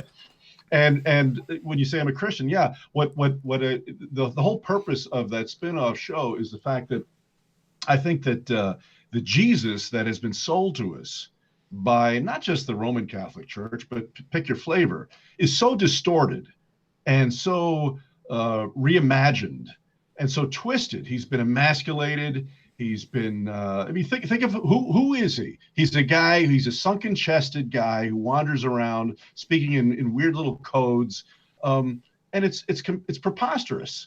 The guy had to have been incredibly magnetic. He had to be a charm bomb. He had to be a hail fellow well met. It's clear he liked to drink once in a while. He liked chicks. He was absolutely magnetic. Yet they've completely distorted him into this weird character, this kind of an incel. He liked to drink so much he made wine. Exactly, he made gallons and gallons of wine. He cursed. The mustard tree. Fuck you, you piece of shit. May you never breed again. Mildly racist towards a Syrian woman who he referred to as a dog. Before he changed his mind. I don't know that it was racist, but he did call her a dog, and he was violent. He went into that temple. He kicked ass and took names twice. With with a Okay, whip. with a whip. Now, here's another thing. That he braided himself. Because That he that's braided hardcore. himself. And when you look at that and you look at that story, okay, what is it? They love to just gloss over it. Oh, those money changers. Wait a minute. Think about it. Think about it. Money changers. I'll tell you what was going on in that temple. Okay, there were guys in there. Those guys were loan sharks. Money changers, my ass.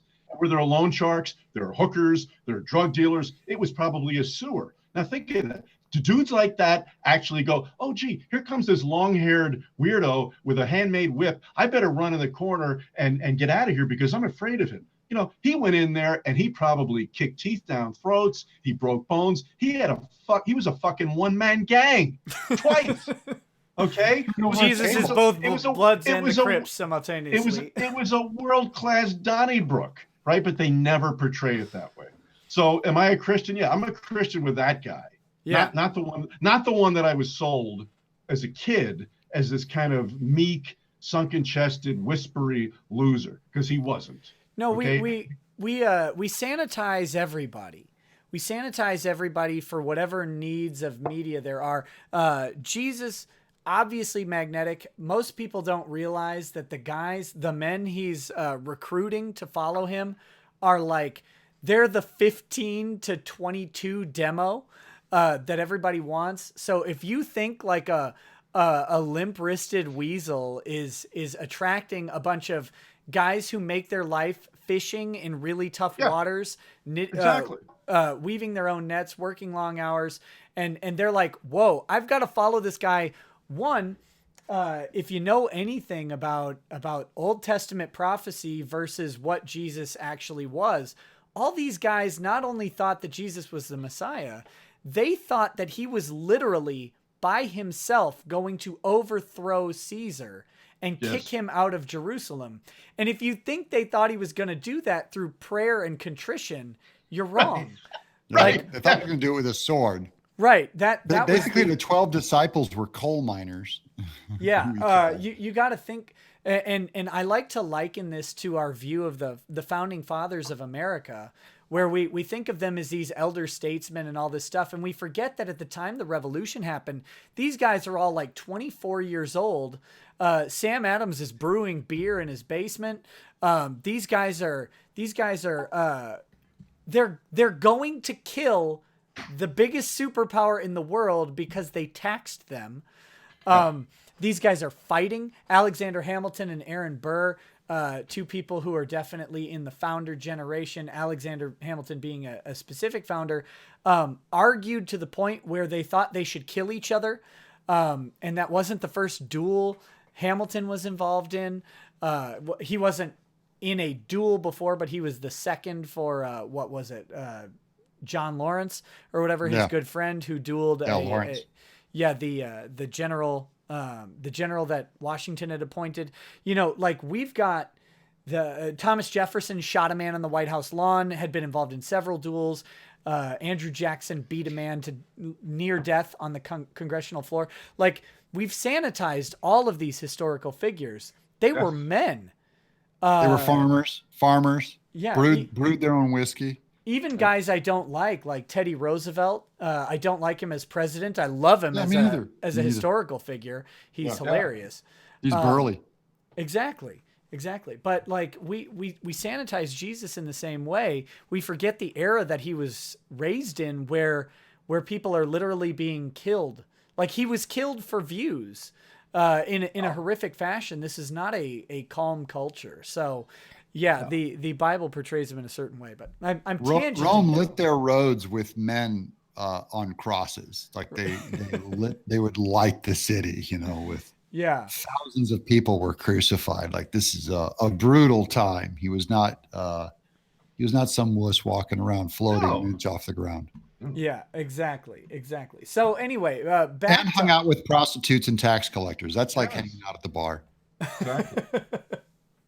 I forget where I even started this rant. We were talking about the Christianity being involved with empathy. So in spite of all that, as Christians, we're called to love people. We're called to identify with people, even when it is tough.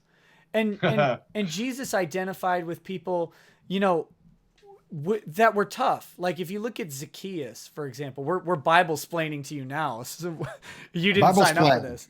Yeah, this is part of being a Chad dad is Bible Right. splaining. Zacchaeus was a tax collector, but if you don't understand that Zacchaeus was a Jew tax collector, and not only that, he's the supervising Jew tax collector, which means that Zacchaeus has betrayed his people to Rome, and he's done it so effectively that they promoted him to be over other people who have betrayed Jews to Rome, right? Like Zacchaeus is persona non grata among the Jews. He admits that he has cheated Jews out of money. And if you know anything about Jews and jokes, that's a no-no. But he has cheated Jews out of their money, their property. He has taken taxes for Caesar, not even for Herod, but for Caesar. And Jesus is like, hey, buddy, we're going to have a party at your house. Is that cool? And Zacchaeus is like, yeah, that sounds great. He identifies and goes with the worst person, the most insufferable. And if you believe me, if you don't think like a Jewish tax collector who has betrayed his people and is hated by everyone in the community is the most insufferable twat to hang out with, yet Jesus did it, right? Like this guy would imagine your accountant, but your accountant sucks more than he already does. That's Zacchaeus. And Jesus does it. Like you do have to hang out with the people who are bullied. And make no mistake, Zacchaeus is a wealthy man because he cheated people and got rewarded by the Roman state, but he's also bullied by his own community. He's dejected and thrown out. He had to climb a tree to see Jesus because he's a short guy and no one would part ways for him. You could have stood on Doug's shoulders. Yeah. Yeah. Everything. Doug's there like, yeah, buddy, get up here. I mean, I'm the tree. Get suck, up here, but... little man. I'll give you a better view. But no, like empathy is hard. It absolutely is. The people getting bullied. But here's the thing about people getting bullied. And I will say this as a bully who has made friends, lifelong friends with people that I was very, very mean to in middle school and high school. Mm-hmm. The people getting bullied are cool. Like they really are. You just got to get in the right context. And if you don't understand that people you think are uncool are actually like you just have to find connection with them, then you need to work on you more than they need to work on them. Yeah. And I was friends with like the high school quarterback and he was like borderline suicidal. I was friends with the head cheerleader. Yeah. Incredible, like eating disorders.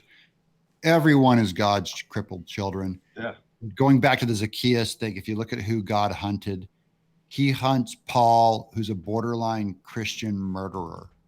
He goes after Peter, who betrays him 3 times. He goes after King David, who had an affair on his wife and had this woman who he was pursuing. He put her husband like up on the front line so he'd be killed in battle. If the whole point of that is, I think, God is kind of showing off whom he can save. So you've done nothing that is beyond what he can save. So there's if you're sitting there in shame thinking that you're too bad or you've done something too bad, you've got the wrong God.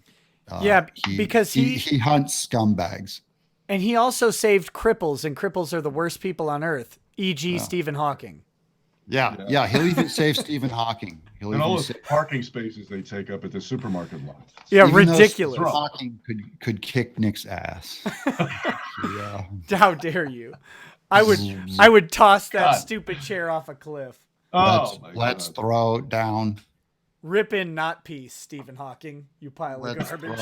Yeah, there is no God, Stephen Hawking. Oh, there's a God now. You're on fire for the Lord. Oh.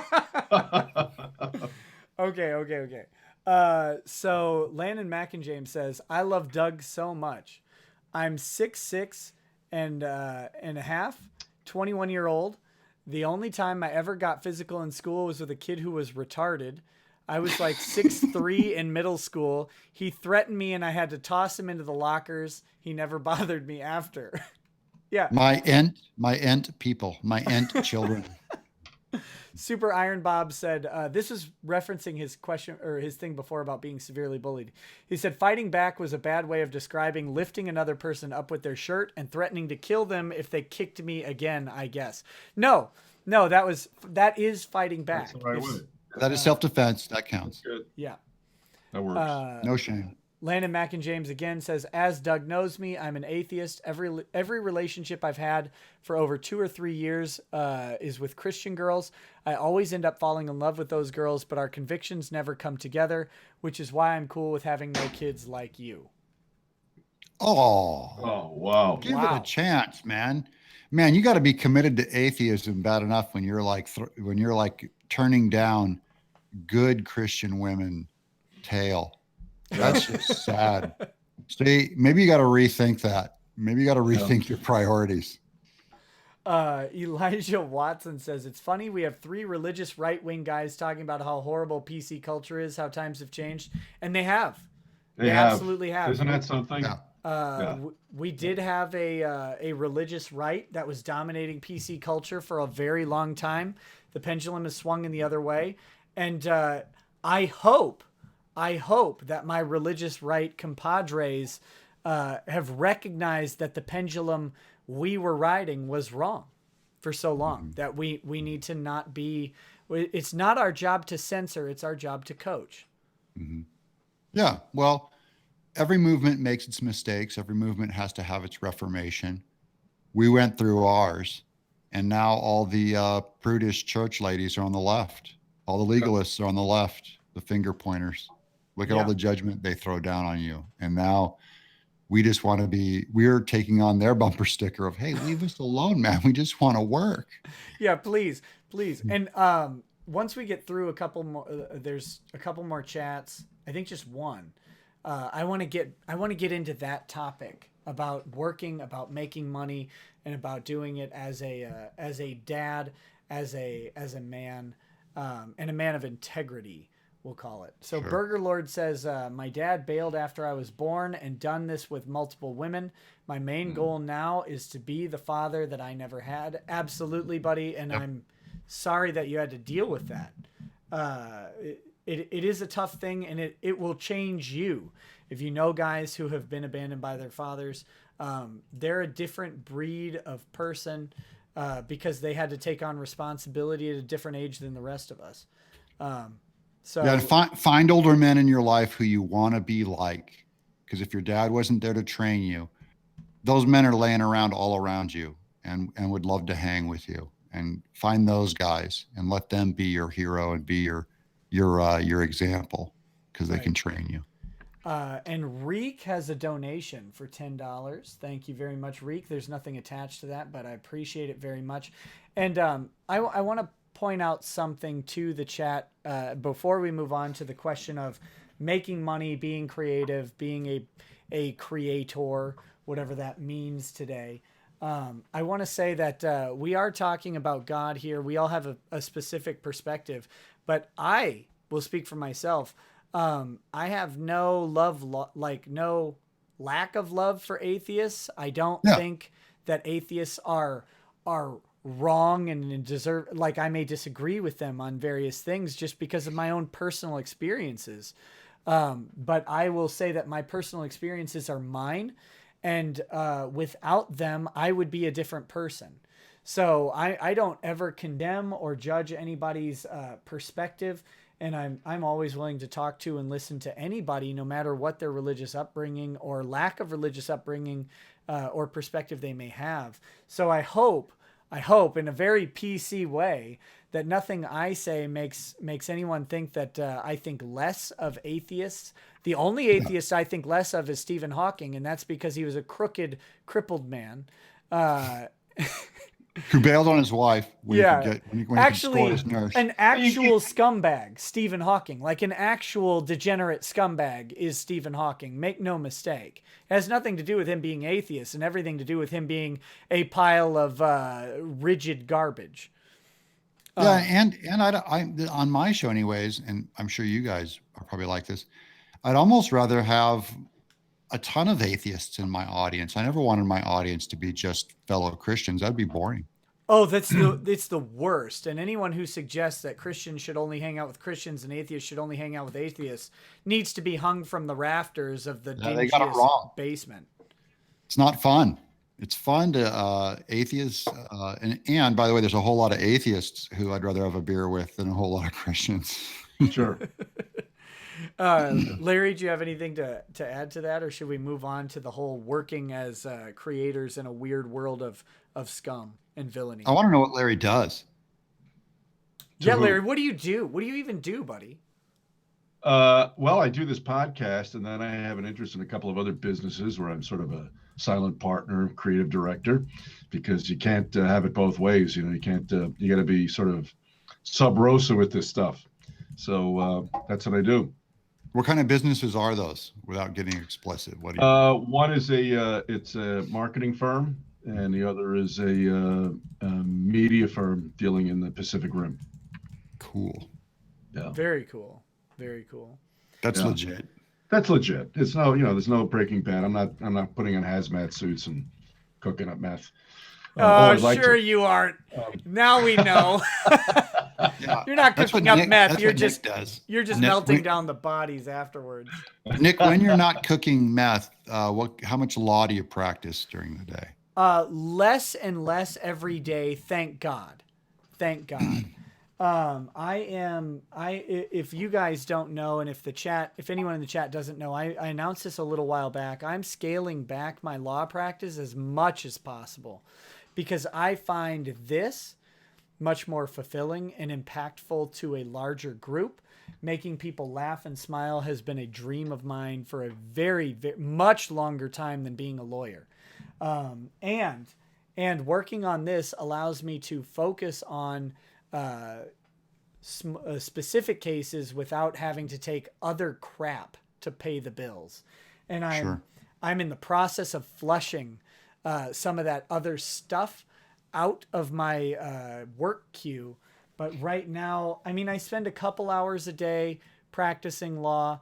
I've closed down my office. It is the greatest feeling on earth, in all honesty, to be working from home and spending the entire day with my family. So I've closed down my office. I spend a couple hours a day doing legal stuff on some existing cases. My goal is to take on 1 to 2 cases at a time at most, as opposed to the significantly more plus little legal junk that I've been doing that is required to pay the rent. I no longer have rent. I now only have profit. And it is seriously, when I said earlier, guys, find a way to have fun and it will reward you. I mean it. You have to find the way to do it. This is my way of having fun. I hope it lasts forever. I'm under no illusions that it could end tomorrow. Yeah, but you're gonna go with it, and you can check your bucket list now. Yeah. Not only for running your own law firm, but having your own YouTube channel. So that's right. There's no guarantee anything's going to last. And the way I personally look at it is that I have the ability to educate and impact far more people on this platform in very significant ways than I do with being a lawyer. Now, my specific legal help to people is some of the most impactful help they'll ever get. And I would never want to remove that. That's why I will always be a practicing attorney until I'm retired or dead. But my goal is to do that in very specific ways for very specific people, and to one day hopefully be able to do it completely for free for people who really need it. Because are the 2 or 3 cases that you take a year more significant? Like, are they more expensive? And is there something to be said for, do the cheaper lawsuits tend to be about more trivial matters? I have always tried to keep my fees as low as possible because real talk, I am otherwise financially blessed. Mm-hmm. Okay. And I don't attribute that to myself, and I am humble and grateful for it every day. I am otherwise financially blessed, and I have tried to, in recognition that I did not earn some of the blessings that I have, I try to convert that to helping people out in as many ways as possible. And a whiskey. Most actually, on this shelf of whiskey, I bought one thing, and that is this whistle pig right here. Oh wait, Oh, that yeah. that doll Winnie I bought, but that was entirely with Patreon money. All of Fair this enough. stuff has been given to me by people, and I very much respect that. But I have been otherwise financially blessed, and I, as a personal matter, feel that my job, because someone has given so much blessing to me, is to try and do that by two ways. One, keeping my fees ridiculously and unreasonably low for as long as possible. And two, when people don't pay me, I haven't gone after them. Sure. And I do that, and I've helped numerous people for free just because I said I would.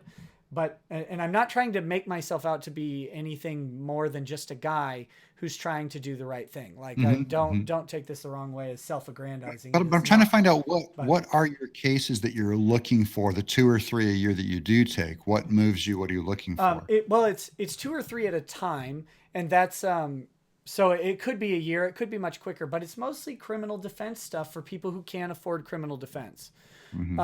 Because the criminal justice system is absurdly expensive. And when you're accused of something, some people are rightfully accused, but maybe under the wrong conditions, and some people are falsely accused. When you're accused of something, you deserve a defense. That's the whole point of our system that was built. So I take drug cases. I try not to take DUI cases very often because I have a family and I drive them around. I think there are other people better equipped. Not that I don't think that that they deserve a case. I think that there are other people better equipped because of their own personal experiences than me to deal with it. But I will do them for people. But it's mostly like a drug case for someone who's charged with possession of marijuana, which I'm like, guy, like, are we really throwing people in prison for this still? Or for someone who's in a really tough case. I've dealt with several domestic assaults where the alleged victim says, look, I'm not a victim. The sheriff came and bullied me into making statements against my partner. And this is men and women. Before anyone assumes this is only men that I'm representing, this has happened with both men and women, where the sheriff has bullied them into making statements about their partner and has charged them with crimes. And you know, the other stuff I do is I try and protect kids from abusive parents. I hate doing those cases because they're always a little stain on the soul, but you know, it's more important to save a kid from a bad situation. So that's what I try and do. And finding people who are in that situation but can't afford to drop like 10 grand on a retainer, I'm a good fit for them. And I hope that this channel allows me to be a better fit for limited amounts of those cases, because they take a lot of time at work. So that's what I look for, is really just someone who needs help and doesn't have anywhere else to go. Sure. Well, I'm a comic book artist, first and foremost, as far as job goes. I make video games, and I try and sell my IP into Hollywood. I've made 17 graphic novels. I've sold 6 into Hollywood, which is where the real money is. And but the comic book side of it is really fun and really a turn on as a storyteller. So I'm both a writer and an artist, so I get to have both worlds. And but I do animation. I do video game design, and that's kind of my specialty for what I'm known for. But mostly fun. And then balancing that with being a dad. So I've got 4 kids, age 11 to 16, girl, boy. And so we're at a real busy time of life where sometimes the beloved Miss TenNapel needs some help driving them to volleyball and driving them to school and all that. And I try to be present for that. We try to eat most meals together, so at least we get a meal in together. Sometimes that's all the family that happens, and that's just the way it goes. But I try to be. How much do you? Was that? How much do you hate Hollywood? This is my thing. You probably get this too, because you work in it and your friends are in it. Mm-hmm. There's more a hatred in that it lets me down than I hate what the system is, because I feel like it has amazing upside and potential for what it should be doing. But it's just a bunch of people who don't know how to tell a story, how to treat how to treat other people, how to treat their own lawn care, people. Power corrupts is kind of a lot of what's going on there, and incredible shallowness and ignorance. But I don't believe it has to be that way. So while I hate Hollywood because it has abused its power, I am in love with the medium as a mass media entertainer. Like, I love animation and I love telling stories. I love the idea of movies, even though I think they only make crap now. That's not a fault of the medium. It's a fault of kind of ignorant, shallow, illiterate cowards telling stories. So I see it as a temporary problem.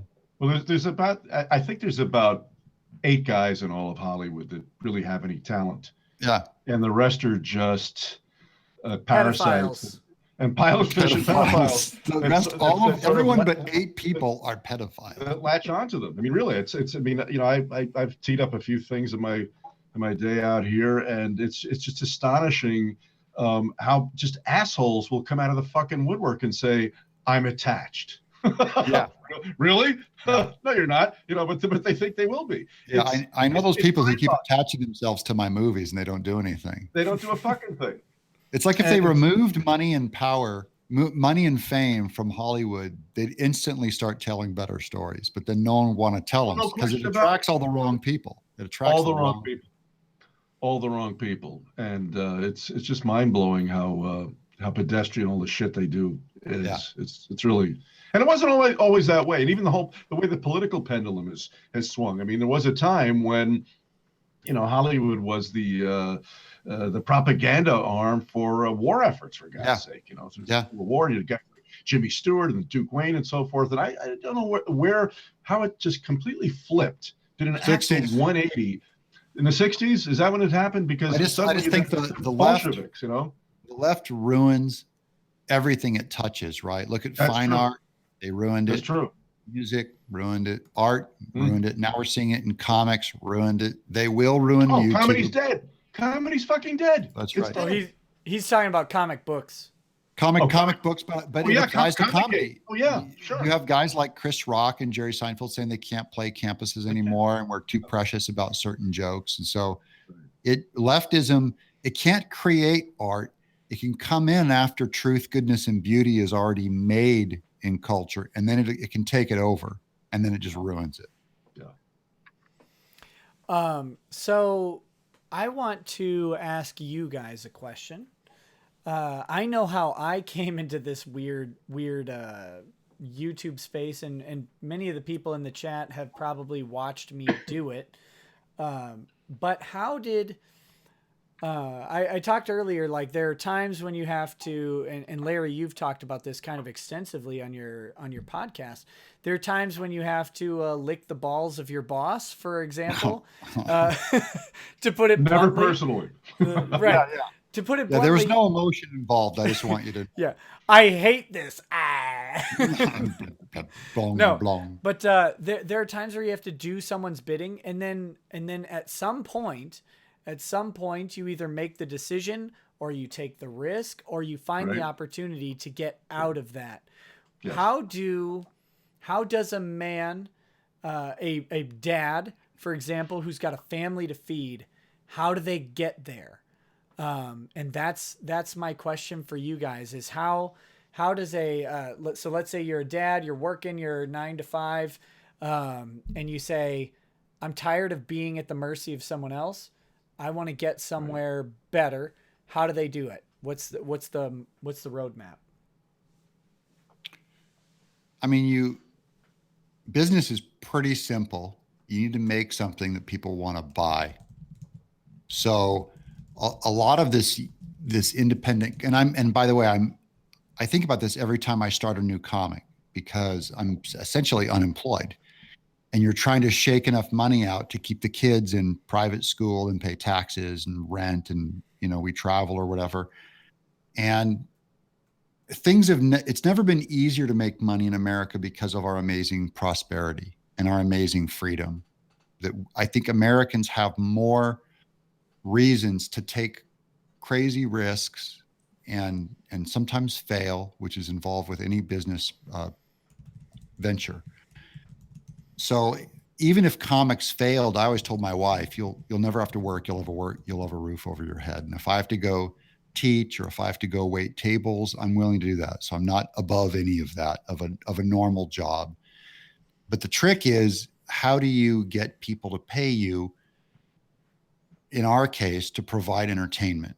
Or and this even applies to Larry with having media companies of marketing and stuff like that, is you have to have some kind of empathy or savvy with what makes people tick. So you have to be a good listener. And sometimes you're horrified at what you hear by culture. Like, oh my gosh, I can't believe like organic recycling is what sells. But you have that knowledge to go, I know how to kind of apply that and spin it. I know how to tell a story. I know how to engage people. And to that end, it's really weird to me because I have to keep telling myself this. There's no hard set rule that says you can't. It's like you may not be able to. The only way you're going to find out is to take that risk and try. You cannot fear failure because failure is a part of every business, right? All of us who start our own businesses, you fail once, you fail twice, you succeed a couple of years, you fail, you go back and try it again. That's just the normal path that every successful entrepreneur goes through in general. So some of my pitches work, some of them don't. I practice the discipline of pitches, and I've lost a house before, and I've made $1 million. I've made $1 million off a comic I worked on for 3 months. So I can't tell what success looks like on this side. I only know my discipline is to keep trying and keep going for it. Frugality is a big thing that helps a lot. If you can pull in your bills quickly so you can't be in debt, allows you to free and it frees you, and it allows you to take more risks if you're not in debt and you're not buying trivial things. Those are kind of some of the bigger principles that I operate under, but it's mostly just, I think it's really not being afraid of failure. Like no one wants to embrace failure and don't expect it, but I'm just saying being okay with it, kind of reluctantly, lick your wounds, learn from it, take a plan B, has been really how I've been able to make a career at this for 25 years. Let me, Larry, I'm going to have you answer in just a second, but let me add to that an analogy from running. I run as exercise. You push on the uphills. That means when things are hard, you push then. And then you push on the downhills too, and you only rest a little bit on the flats. When things are going great, you push. Doug is talking about let me infer that Doug is talking about taking advantage of your booms, paying off your debts, getting things cleared up. And then when you're in those busts, when you're in those low parts, you got to push, you got to be frugal. You have to try and not rack up debt during those times. You're going to, when you're out of work, when you've had a failure, you're going to rack up debt, and that's okay. Don't ever listen to Dave Ramsey. Let me just say that debt is part of the American experience, and anyone who says that you're not going to be in debt is Dave Ramsey, who has tens of millions of dollars coming in every month. Ignore that guy. He does teach some pretty interesting principles that can be applied, but really, when you're on your booms, pay off debt. When you're on your bus, do your best not to get in debt, but don't beat yourself up that you're in debt. And when you're just coasting, when you're in those times where you've got a steady income, you're making ends meet, make the minimum payments, do what you've got to do, make your life livable. Oh, but the flats, I'm telling you, the flats are where you coast. The downhills, when you're succeeding and everything's easy, that's your biggest work. when you're running, Yeah. in my experience. And those uphills, when it's the hardest thing you got to do, that's when you got to put in the work too. 4-time marathoner right here, 4 times. I wore Really? this hat. I've Wow. run this hat. I'm 4 only a marathons now. one-time marathoner. I want to do it next year though. I really Well, you're do. young. You're young. My wife will hate me for the training session that comes before, but I'm gonna do another one at some point. So anyway, Larry, your thoughts on this? Yeah, I've always been a big fan of talk radio. Even as a kid, I used to lie in bed with a one-ear plug in my ear listening to Larry King and people like that. Yeah, yeah. And I remember as a very young kid hearing Gene Autry, might have been Larry King show. I don't know who the hell it was, but Gene Autry was on telling his life story. And if whether you know it or not, Gene Autry became sick rich. He was one of the wealthiest guys ever in Hollywood. He was up there with Bob Hope. And he told his story of how he'd been a brakeman on the railroad. I think it was Pacific, whatever the fuck line it was. I don't know. And he had always wanted to be a country singer. And so he cut this demo and, he had the usual stops and starts in the career. And then what was his big hit? Back in the Range Again, or Rudolph the Red-Nosed Reindeer, whatever the fuck it was, it took off and it charted and it was number one with the Bullet, and all this money is pouring in. And the record company got him under contract, and they're like, Gene, we want you to come in and cut another album, and they want to milk him like a cow, which the guy was a cash cow, and he was being very sort of dodgy about agreeing to. I think he was with Capitol Records about coming into the studio to do more work, and finally somebody said to him, "What the fuck is wrong with you, man? Why don't you want to do this? You got a hit record, you're established, your career is rocketing, And he says, well, I'm still working for the railroad. And the guy says, what do you mean? He says, well, I've got a pension there. I've got benefits. This is kind of a flyer. Yeah. Okay. And that was his attitude, which was that's why he became a centimillionaire. Okay. Because to quote another guy that I knew as a kid, you never go from boat to water. You jump from boat to boat. So for myself, I've teed up at a primetime series I created and produced for CBS. I've sold a screenplay to Universal. I've had 5 published books, but I've always kept to sort of conventional something else that really paid the bill or tried to. And I think too many people, and that's the oldest Hollywood story in the world. My God, these people come out here, they get a fucking development deal. They think it's going to be Fat City forever. And the next thing, a year later, they're washing dishes and they're back in Akron, It's a horrible, cruel thing. But I think the guy that's asking this question, or for most people, are not everybody is going to pursue some creative dream in being a cartoonist or a podcaster or a writer, whatever it is. A lot of guys just want to get the fuck out of the horror show job they're into and something more livable, Right. Yes. And that's in most cases, I think that's what it is. And I would say my advice there would be, you have to be incredibly pragmatic and sneaky to do that. And you have to put together a plan, a quarterly plan. You have to kiss the asses and stroke the jack-offs along the way. But in the meantime, you're setting up your exit strategy. And then when it comes, maybe you get lucky like I did in one case. I've been in the magazine business for a long, long time, worked for some big magazines, and I knew its days were numbered. Right. So I had the great luxury of burning bridges. And when I left my last magazine job, I knew there would be no more. I was like, fuck you, I'm out of here. Well, what about your references? Blow me for references. I don't care. It was a great moment. It was very uplifting, but not everybody gets that luxury. But well, that's with 4% that's what I unemployment. Go ahead. But that's what I advise. Sort of, you got to be sneaky and put together a very rigid plan that you stick to get your exit strategy and get into something better. And everybody does. Life is too short to go to an office every day and be in hell. And unfortunately, I've been there. I've spent years at gigs I fucking loathed, and it's a horrible way to live. So you have my sympathies. And we've got right now with 4 or 5% unemployment.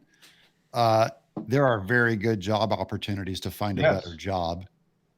On average, the stats are now that like the average, normal working class person who's young is going to have a job change every 2 to 3 years It's leaning more toward 2. Yeah. Within 3 years, 53% of America's businesses will not be in an office. Mm-hmm. So I just see it as it's the Wild West. There's a lot of opportunities now. America hasn't been this prosperous in a long, long time as far as taking risks and going for it and finding ways to make money. Yeah. I just think it's a good time to try and even to fail. It's pretty harmless. It is. You're right. And I think it's important to note that, like, I started practicing law when I was about to turn, I was either 33 or about to turn 33. I started doing YouTube now at 36. I'm about to be 37. You've got to realize that your goals may be set. Larry's talking about setting goals, keeping a rigid plan, setting up quarterly plans. This is good advice, but it's really about looking for opportunity. And when that opportunity strikes, for some people, you know, there are young actors out there. There are young celebrities. There are young entrepreneurs even. For some people, that strikes when they're 19. For other people, it strikes when they're 45, 50 years old. Mm-hmm. It's you've got to be on the lookout for opportunities. You've got to make sure that you're, one, financially at least somewhat ready to take on a risk. Mm-hmm. 2, and this is more important than that you and your partner and your family are ready for you to take on a risk. And that's about communication. That's about trust. And I can't stress that enough. When I went to Lady Rackets and said, hey, you know what? For the next 3.5 years to 4 years, I'm going to be going to law school. She trusted me. When I went to Lady Rackets and said, you know what? I've been doing this law thing for a while, and I really think that I can maybe transition to doing this YouTube stuff at least for a time, and I can be home with you. She trusted me. It's about fostering that trust. It's about when you don't have that trust, maybe it's not the time to take that risk because you're going to have other distractions in your life that are going to impede your ability to perform. And that's very, very important. Getting your personal relationships in order is an essential caveat to all of this. Like if you're a single guy, it's kind of easy to take risks. Go crazy if you're single. Yeah. If you're single, you can survive on ramen and an old Playboy or whatever. Right. you don't need much, right? You don't even really need a place to stay. It always breaks my heart when I meet a guy at a comic convention who comes up to me and shows me his portfolio, and it's terrible. And he says, I want to really make my break in comics. And he says, like, you know, my wife and I have a kid living in a car right now. And I'm like, what in the world is wrong with you? Get a job at McDonald's, buddy. Yeah, exactly. It's like there's a time and a place for taking the risks. And maybe if you're just on the skids and you're dreaming of this thing, and I get it, how sexy and fun it is to do a much funner job. But maybe if you got to still get on your feet, it's not time to go take that giant winger into, you know, your rock career. Sure. Yeah. And that's the important part. Like you're going to likely, unless you're just thoroughly blessed, you're going to do a job you hate when you have a family, or even if you don't have a family, you're going to just do a job you hate.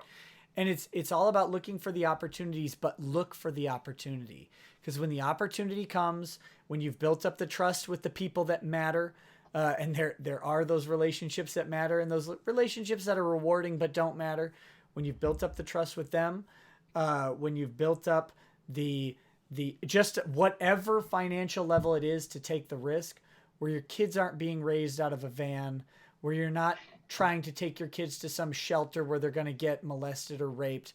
Like honestly, when you're looking at a shelter, you're looking at a van, or you're looking at McDonald's, you pick McDonald's because that's what men do. So Larry, you're a successful guy. Tell me about one of your skid jobs on the way up. Oh my God. Because they got to see what, like a successful media guy, what you went through in case they think they're going to avoid all these jobs. You can't. I mean, I remember one of my first ones when I mean, I worked a ton of jobs. I mean, always, I worked, I was a child actor. So I worked since I was 3 years old. I first got my SAG card.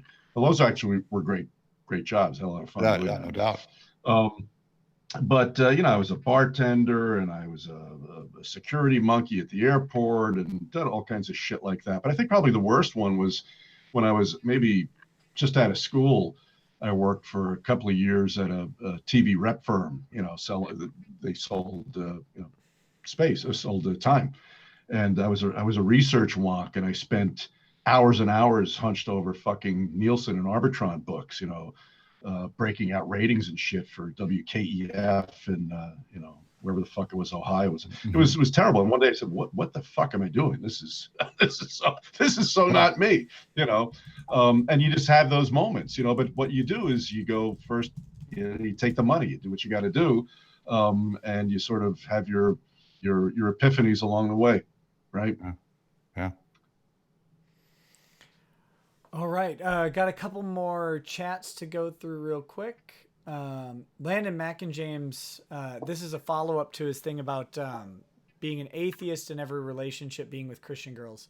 He says, Doug and Nick and maybe Larry, I get so deep into relationships, the atheism and religion has made meeting their families a task, thus ruining the relationship. I have had a girl who I wanted to start a family with. The religion kills it. Any advice? Date an atheist. Yeah. Because of the values.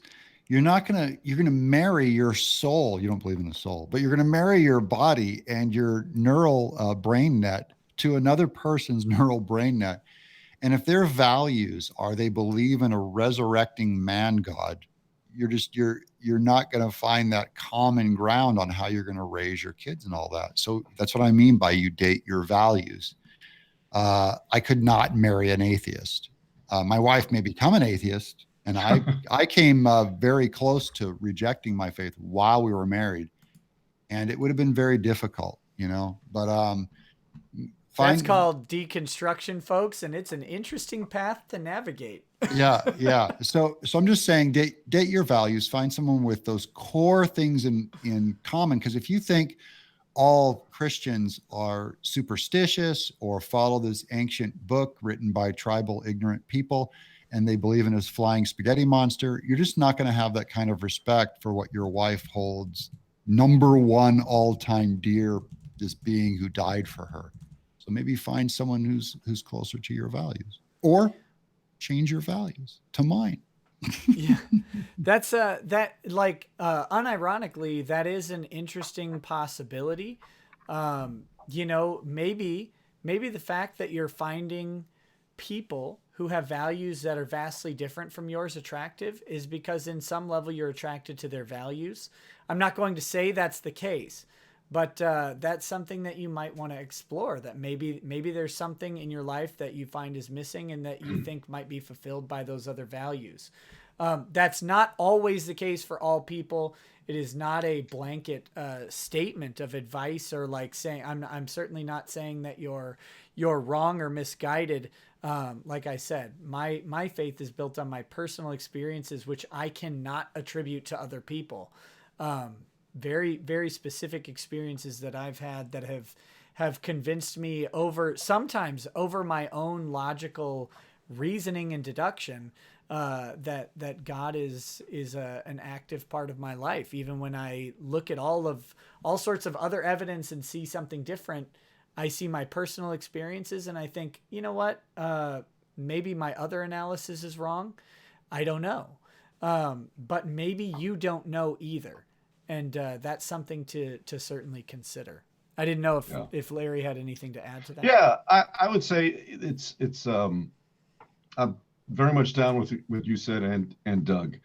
And the thing is, like Doug said, find somebody that shares your values, because I was single a long time and I was, liked a lot of exotic women, right, from all around the world.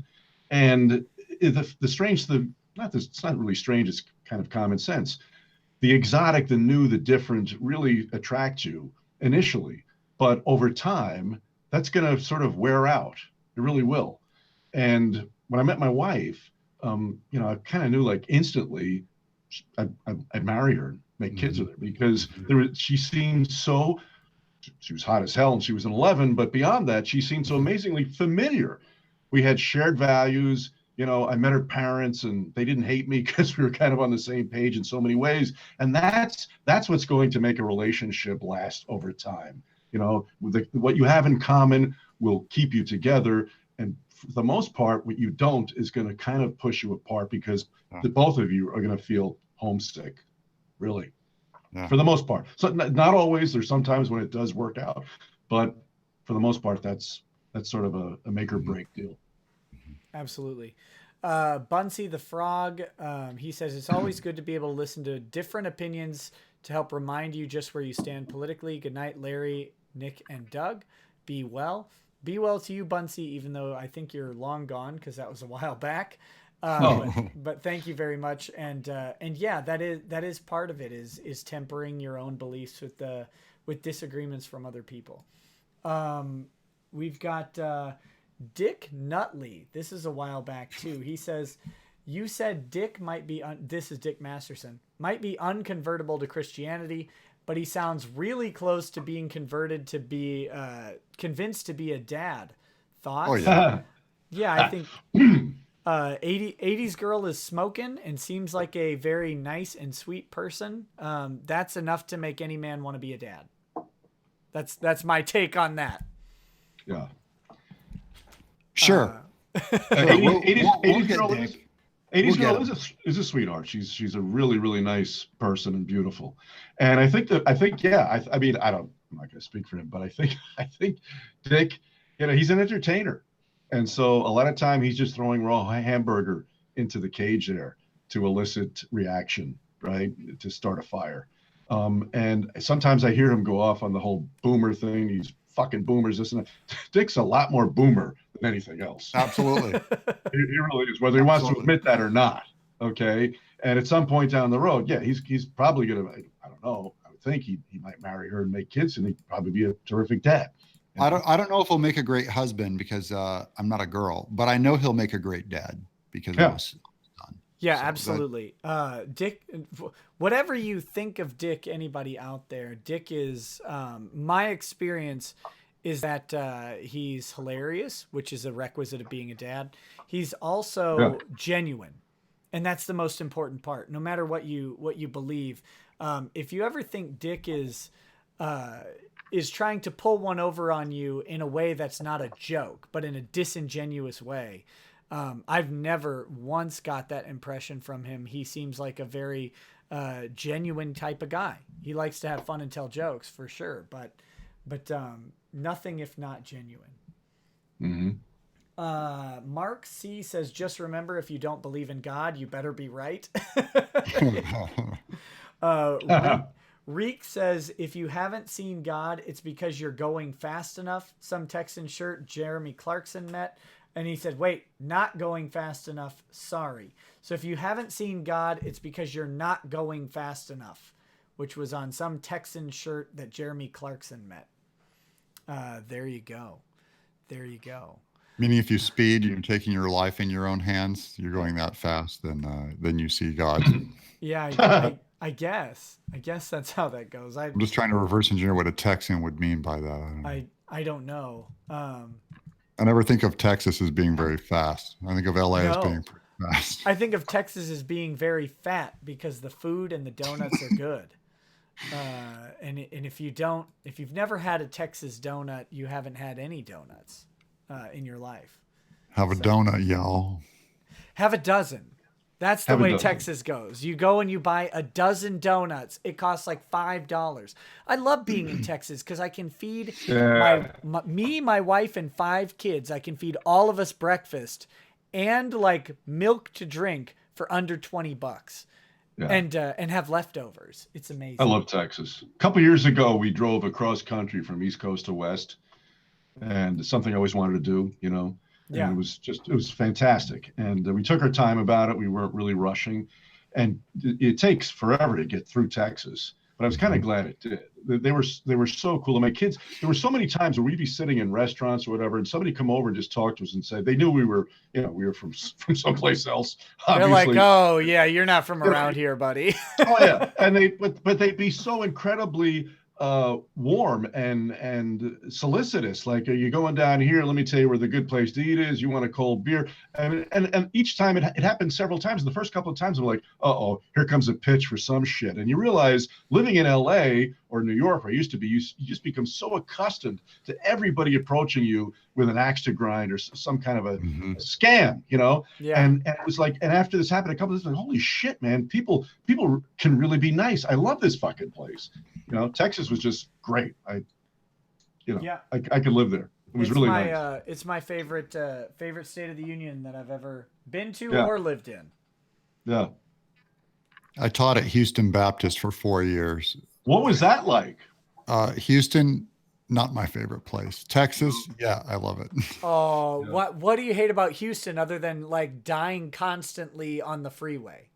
The freeways are horrible. Like whoever designed that system, they designed it just to pack up traffic. Oh, it's a disaster. And it's Really? built on a swamp. You know, it's like the ugly It's side humid, of right? Texas. Yeah, humid. Yeah. So like in the ground, like it starts to like boil the kind of oil rotted soil, so it just stinks. Like God, on you're Indeed. just see you say it so disdainfully, and all I hear Yeah. is loving memories of my childhood.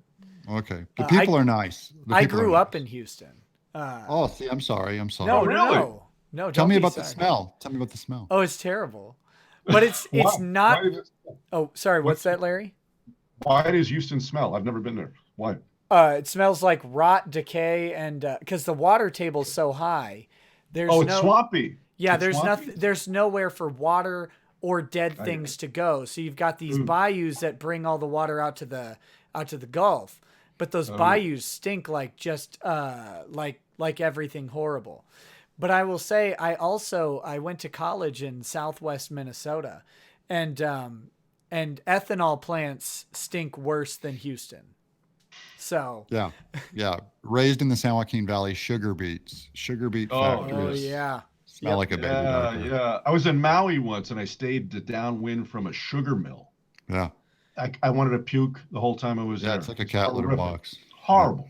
But Horrible. I'll tell you though, if you're ever back in Houston, if you're ever back in Texas, the lowest tier donut in Texas that you should eat at least is a Shipley's donut, and it is magic. And then it only goes up from there depending on where you are.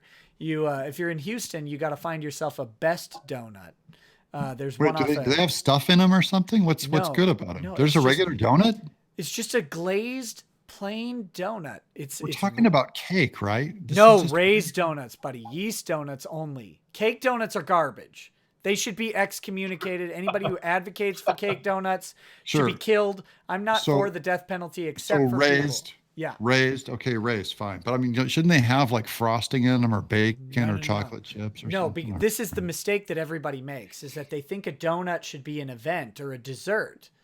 But Yeah. the true donut is a staple. It's like white rice, right? Like you just go in, you get a dozen donuts. It costs $4 to $6 depending on what part of the city you're in. You pick one up, it dissolves completely in your mouth before you finish chewing it. And it's one of the most pleasurable things you'll ever eat. And you could eat 2 or 3 or 4 or 5 of them if you need to. And then you get a kolache to go with that. That's where you get your substance. A kolache is a sausage wrapped in a sweet roll. And Ooh, that sounds good. yeah. See, I'm low carb, so there's got to be some meat in there somewhere. Yeah, well, you get your kolache, which is sausage. I like the ones with cheese and Kolache jalapeno. sounds like a venereal disease, though. So I'm not Yeah, in well, love with- blame the not in check. love with the name. Blame What have the you got, check for kolache? making I've got kolache sound kolache. like something horrifying. But You better get I that. got it from a Colorado toilet tree. seat, I swear. yeah, but no, the problem is, like, so I've been to Austin and the best donut shop in Austin, and they had a very good dessert that was based on a cake donut, and then covered in like this maple glaze. And then it had pecans and it had chocolate shavings. It was very elaborate and very, very good. But it wasn't a donut. It was just donut shaped. There's a very big difference. It was a faux nut. Yeah, you go, a donut is like a thing that is not amazing. It's not like this impactful event. Like you have one donut that makes you just orgasm into oblivion. No, it's the fact that you can eat 5 of them and they're all great. And they're all great to that point of you could eat them every single day. They're not too decadent. It's not too much, you know. That's the donut. That's the real donut there. And you can't experience it in most of the country that I've been to. But in Texas, you can find it all over the place. I'm from Tennessee, where all the food is trash except for barbecue. Wait, you're close to Nashville, right? Yeah, I'm in Franklin, just south. Yeah. There's a Shipley's right by you. Go, Doug. Go to Shipley's. I was there because look, I'll go. I stayed in Nashville, and I think it was on the south side.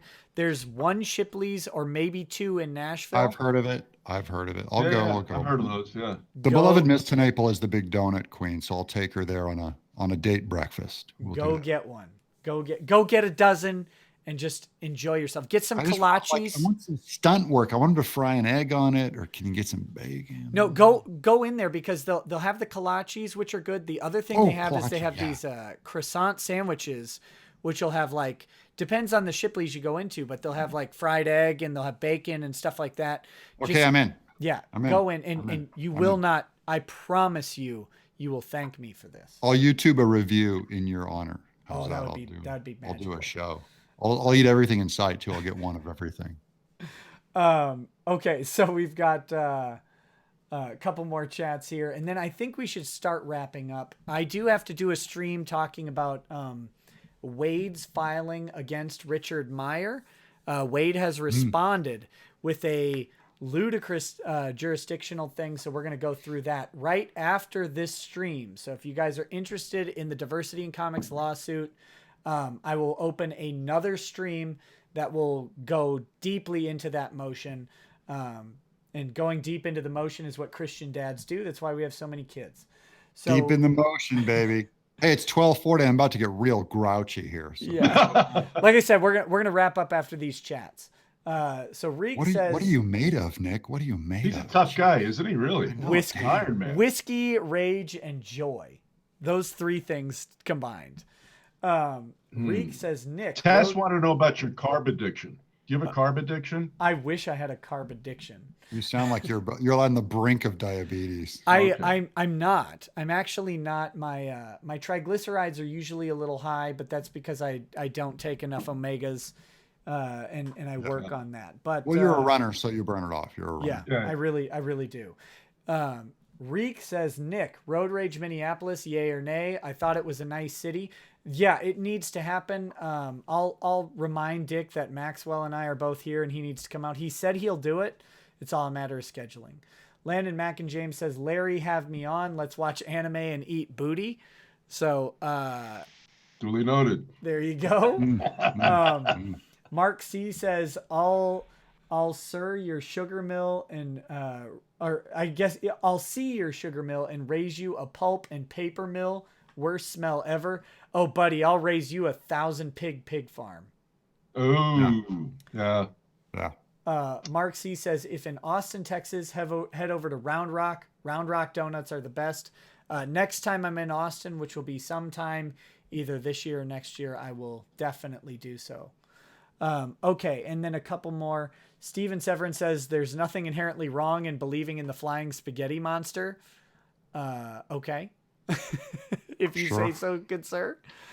Landon, jalapeno kolaches from Stephen Miller. He knows. Landon Mack and James says, thank you so much, Doug. I'll look for someone who does have my values as a person, who has read the Bible from front to back. As an atheist, everyone who falls in love with me is religious. We will see what happens. I don't want a family at this point. Landon, you do want a family. You just don't know it. It's in your DNA, buddy. That's right. You got to pay it forward, man. You exist. Come on. Let's advocate for you. Make someone else exist and they will consistently surprise you. There you go. Keck7Go is the final chat that we've got so far.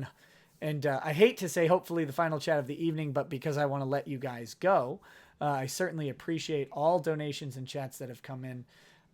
Who is the daddest of Chaos Gods? Does the rest of the cast beyond Nick like Warhammer 40K? I, of course, as you can see here, am a big fan of Warhammer 40K. All of these books are from Warhammer. And the daddest gods, it's Nurgle. It's Nurgle, right? Because he gives you blessings, and sometimes you don't recognize those blessings as what they are. Sometimes they look like pestilence, but they're always good blessings. So Nurgle is the daddest of the 40K gods. Any idea, you guys? Do you guys follow 40K at all? A little bit. I'm a Shadowrun guy myself. Oh, yeah. How about you, Larry? Yeah, I couldn't. I have no idea what you're talking about. Not a big 20-sided die guy.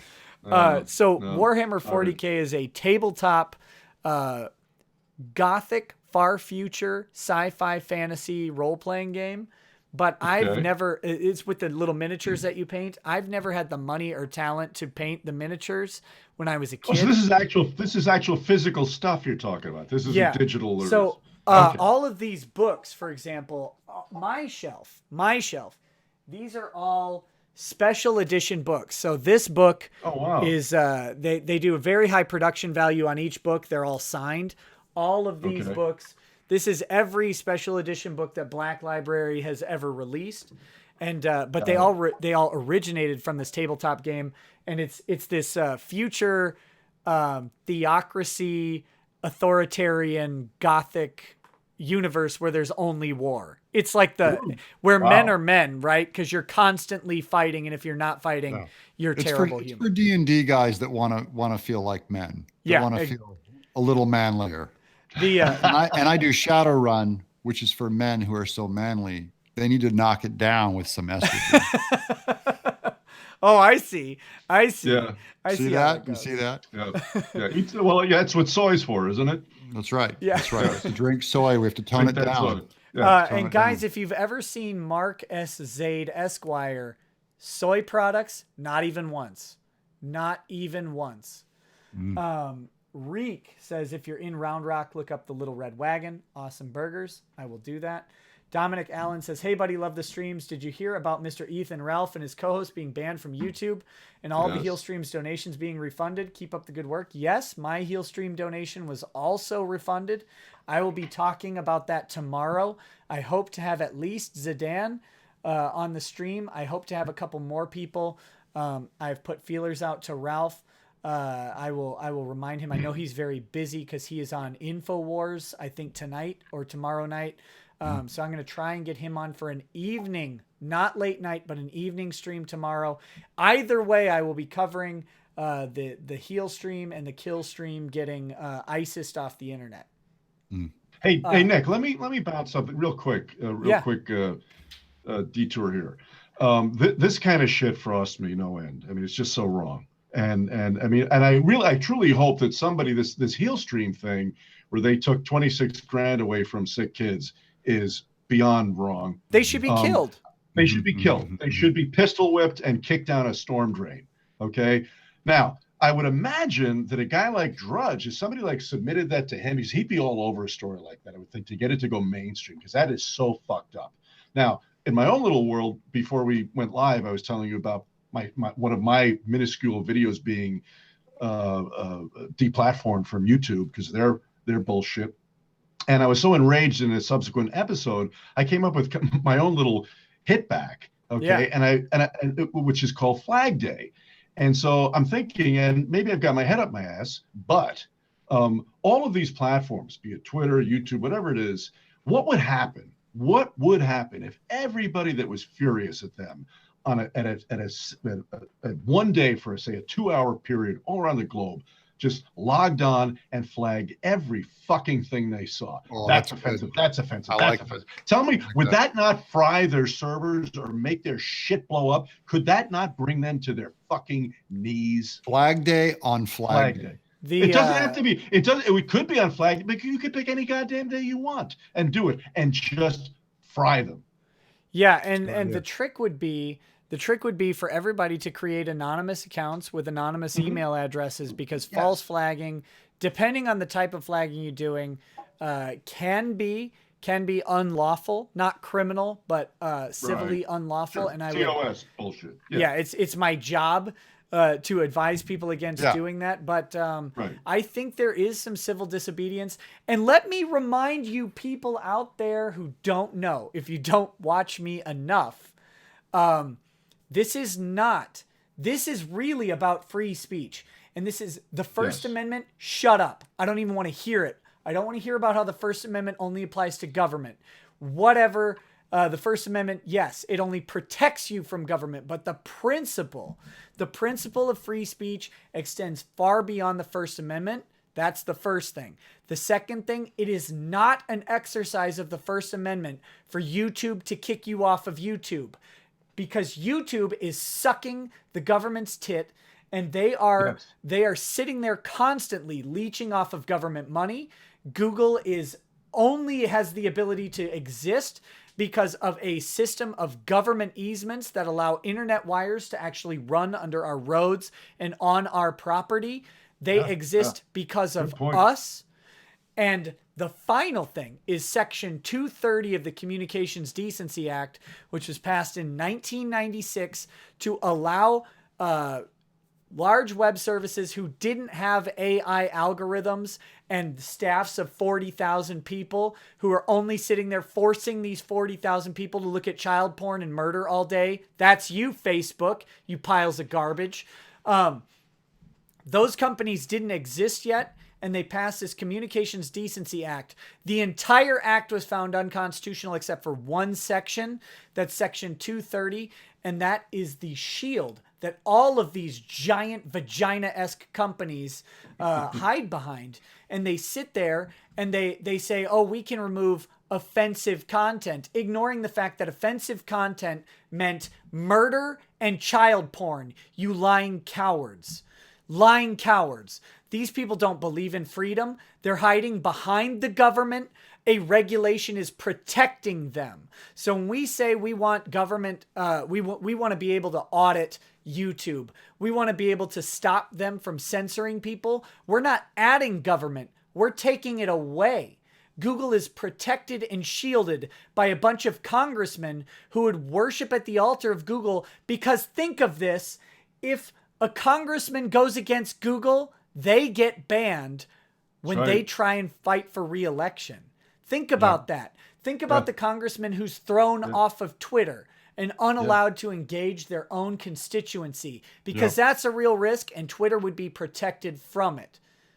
So if you think for 1 second that these companies are exercising free speech by throwing people off of their platform, you're a cuck, you're a liar, and you're misinformed. At best, you're misinformed. At best.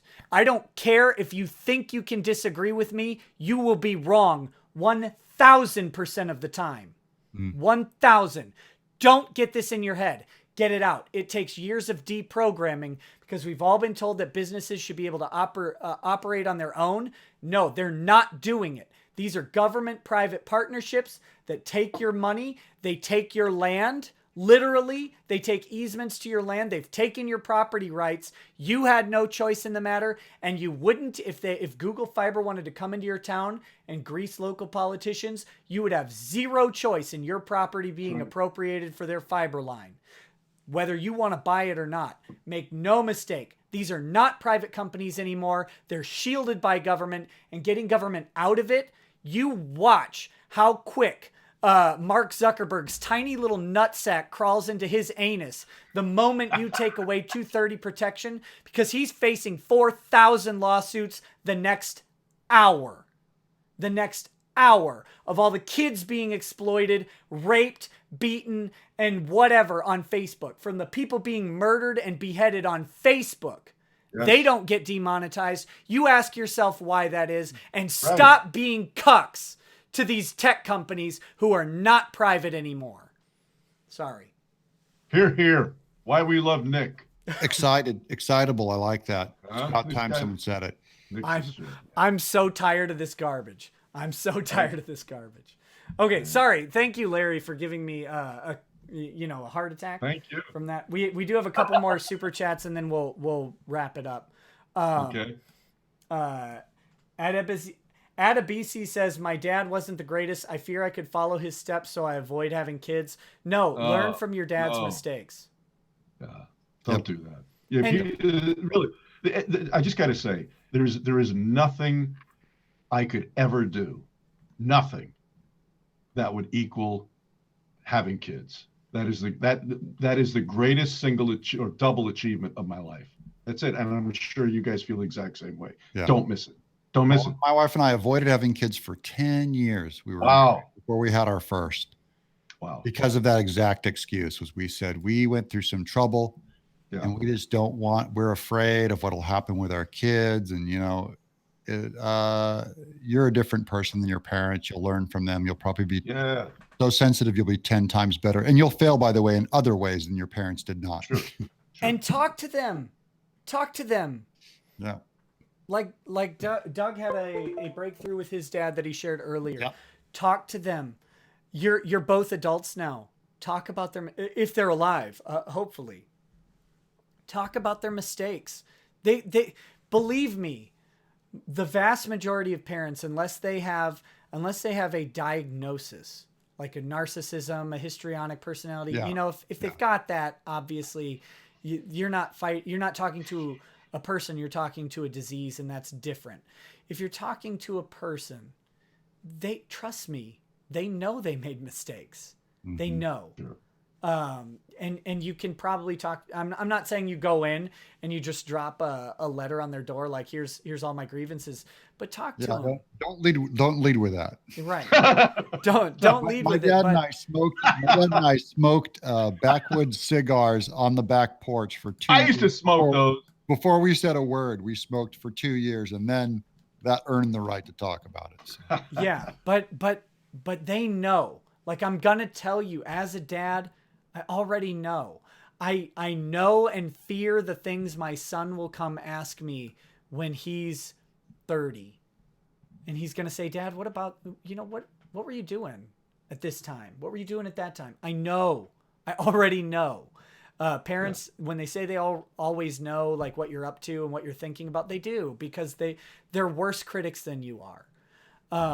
They know more than what you've thought about, most likely. So, like I said, don't bust in on them and just drop it, but talk to them. Learn from the mistakes and be the better dad.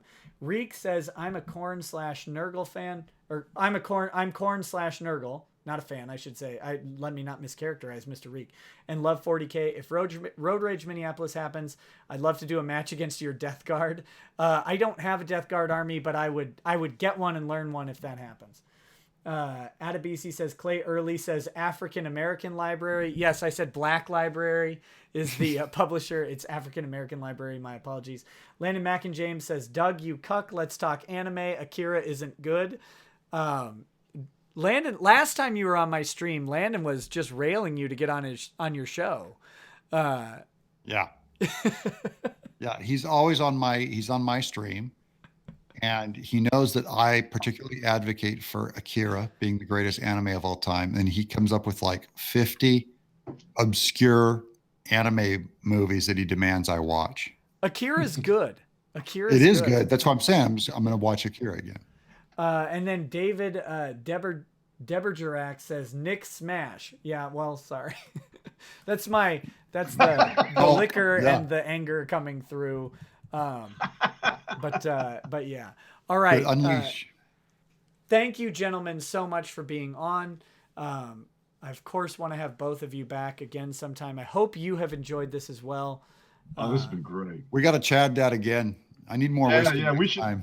Nick, make this a regular series, man. This is necessary to the world. Really, I love this. Thank you. I will do that. And what I want to do is bring in, other, like, we'll have us three and then a fourth like a guest that can come into the show. I would love that. One of my personal friends, who I have spent the last 15 years or so learning and growing as a husband and a dad right alongside, like in very similar timelines. Would love to come on the stream, and I'd love to have him on here. And then, you know, I can think of infinite other people. His name is Bill Cosby. Yeah. And he knows how to knock out Ronda Rousey for sure. Eat the Jello pudding. Theo. I will definitely do this again. Thank you so much for coming on. Oh, this is great. Thank you. And final thing to the people in the chat, I'm going to tweet it out. I will be starting the Richard Meyer live stream. We're going to say like 1:15 Central Time, which is in 20 minutes. That'll give me time to go to the bathroom and get some food so that I can consume more whiskey. But check out Larry. In the description, you can find that Larry show. You can follow him on Twitter. You can find that LarryShow.com and check him out there. Listen to the podcast. It's great. Also in the description is Doug's Twitter account, as well as Doug's YouTube channel and Doug's most recent project that I'm aware of, which is Bigfoot Bill, a fantastic looking comic. I appreciate it. I appreciate it, guys. Yeah. This is great. You're my guys. You're my guys. Thank you all so much. You guys don't leave yet. I'm going to say, my pleasure, Larry. We're going to say goodbye to the chat. And as soon as it blanks out on y'all's end, I'm going to end up the stream, and you guys will, I'll say goodbye to in a more formal guest way. Thank you all, and you guys have a good night. Thank you. Good night.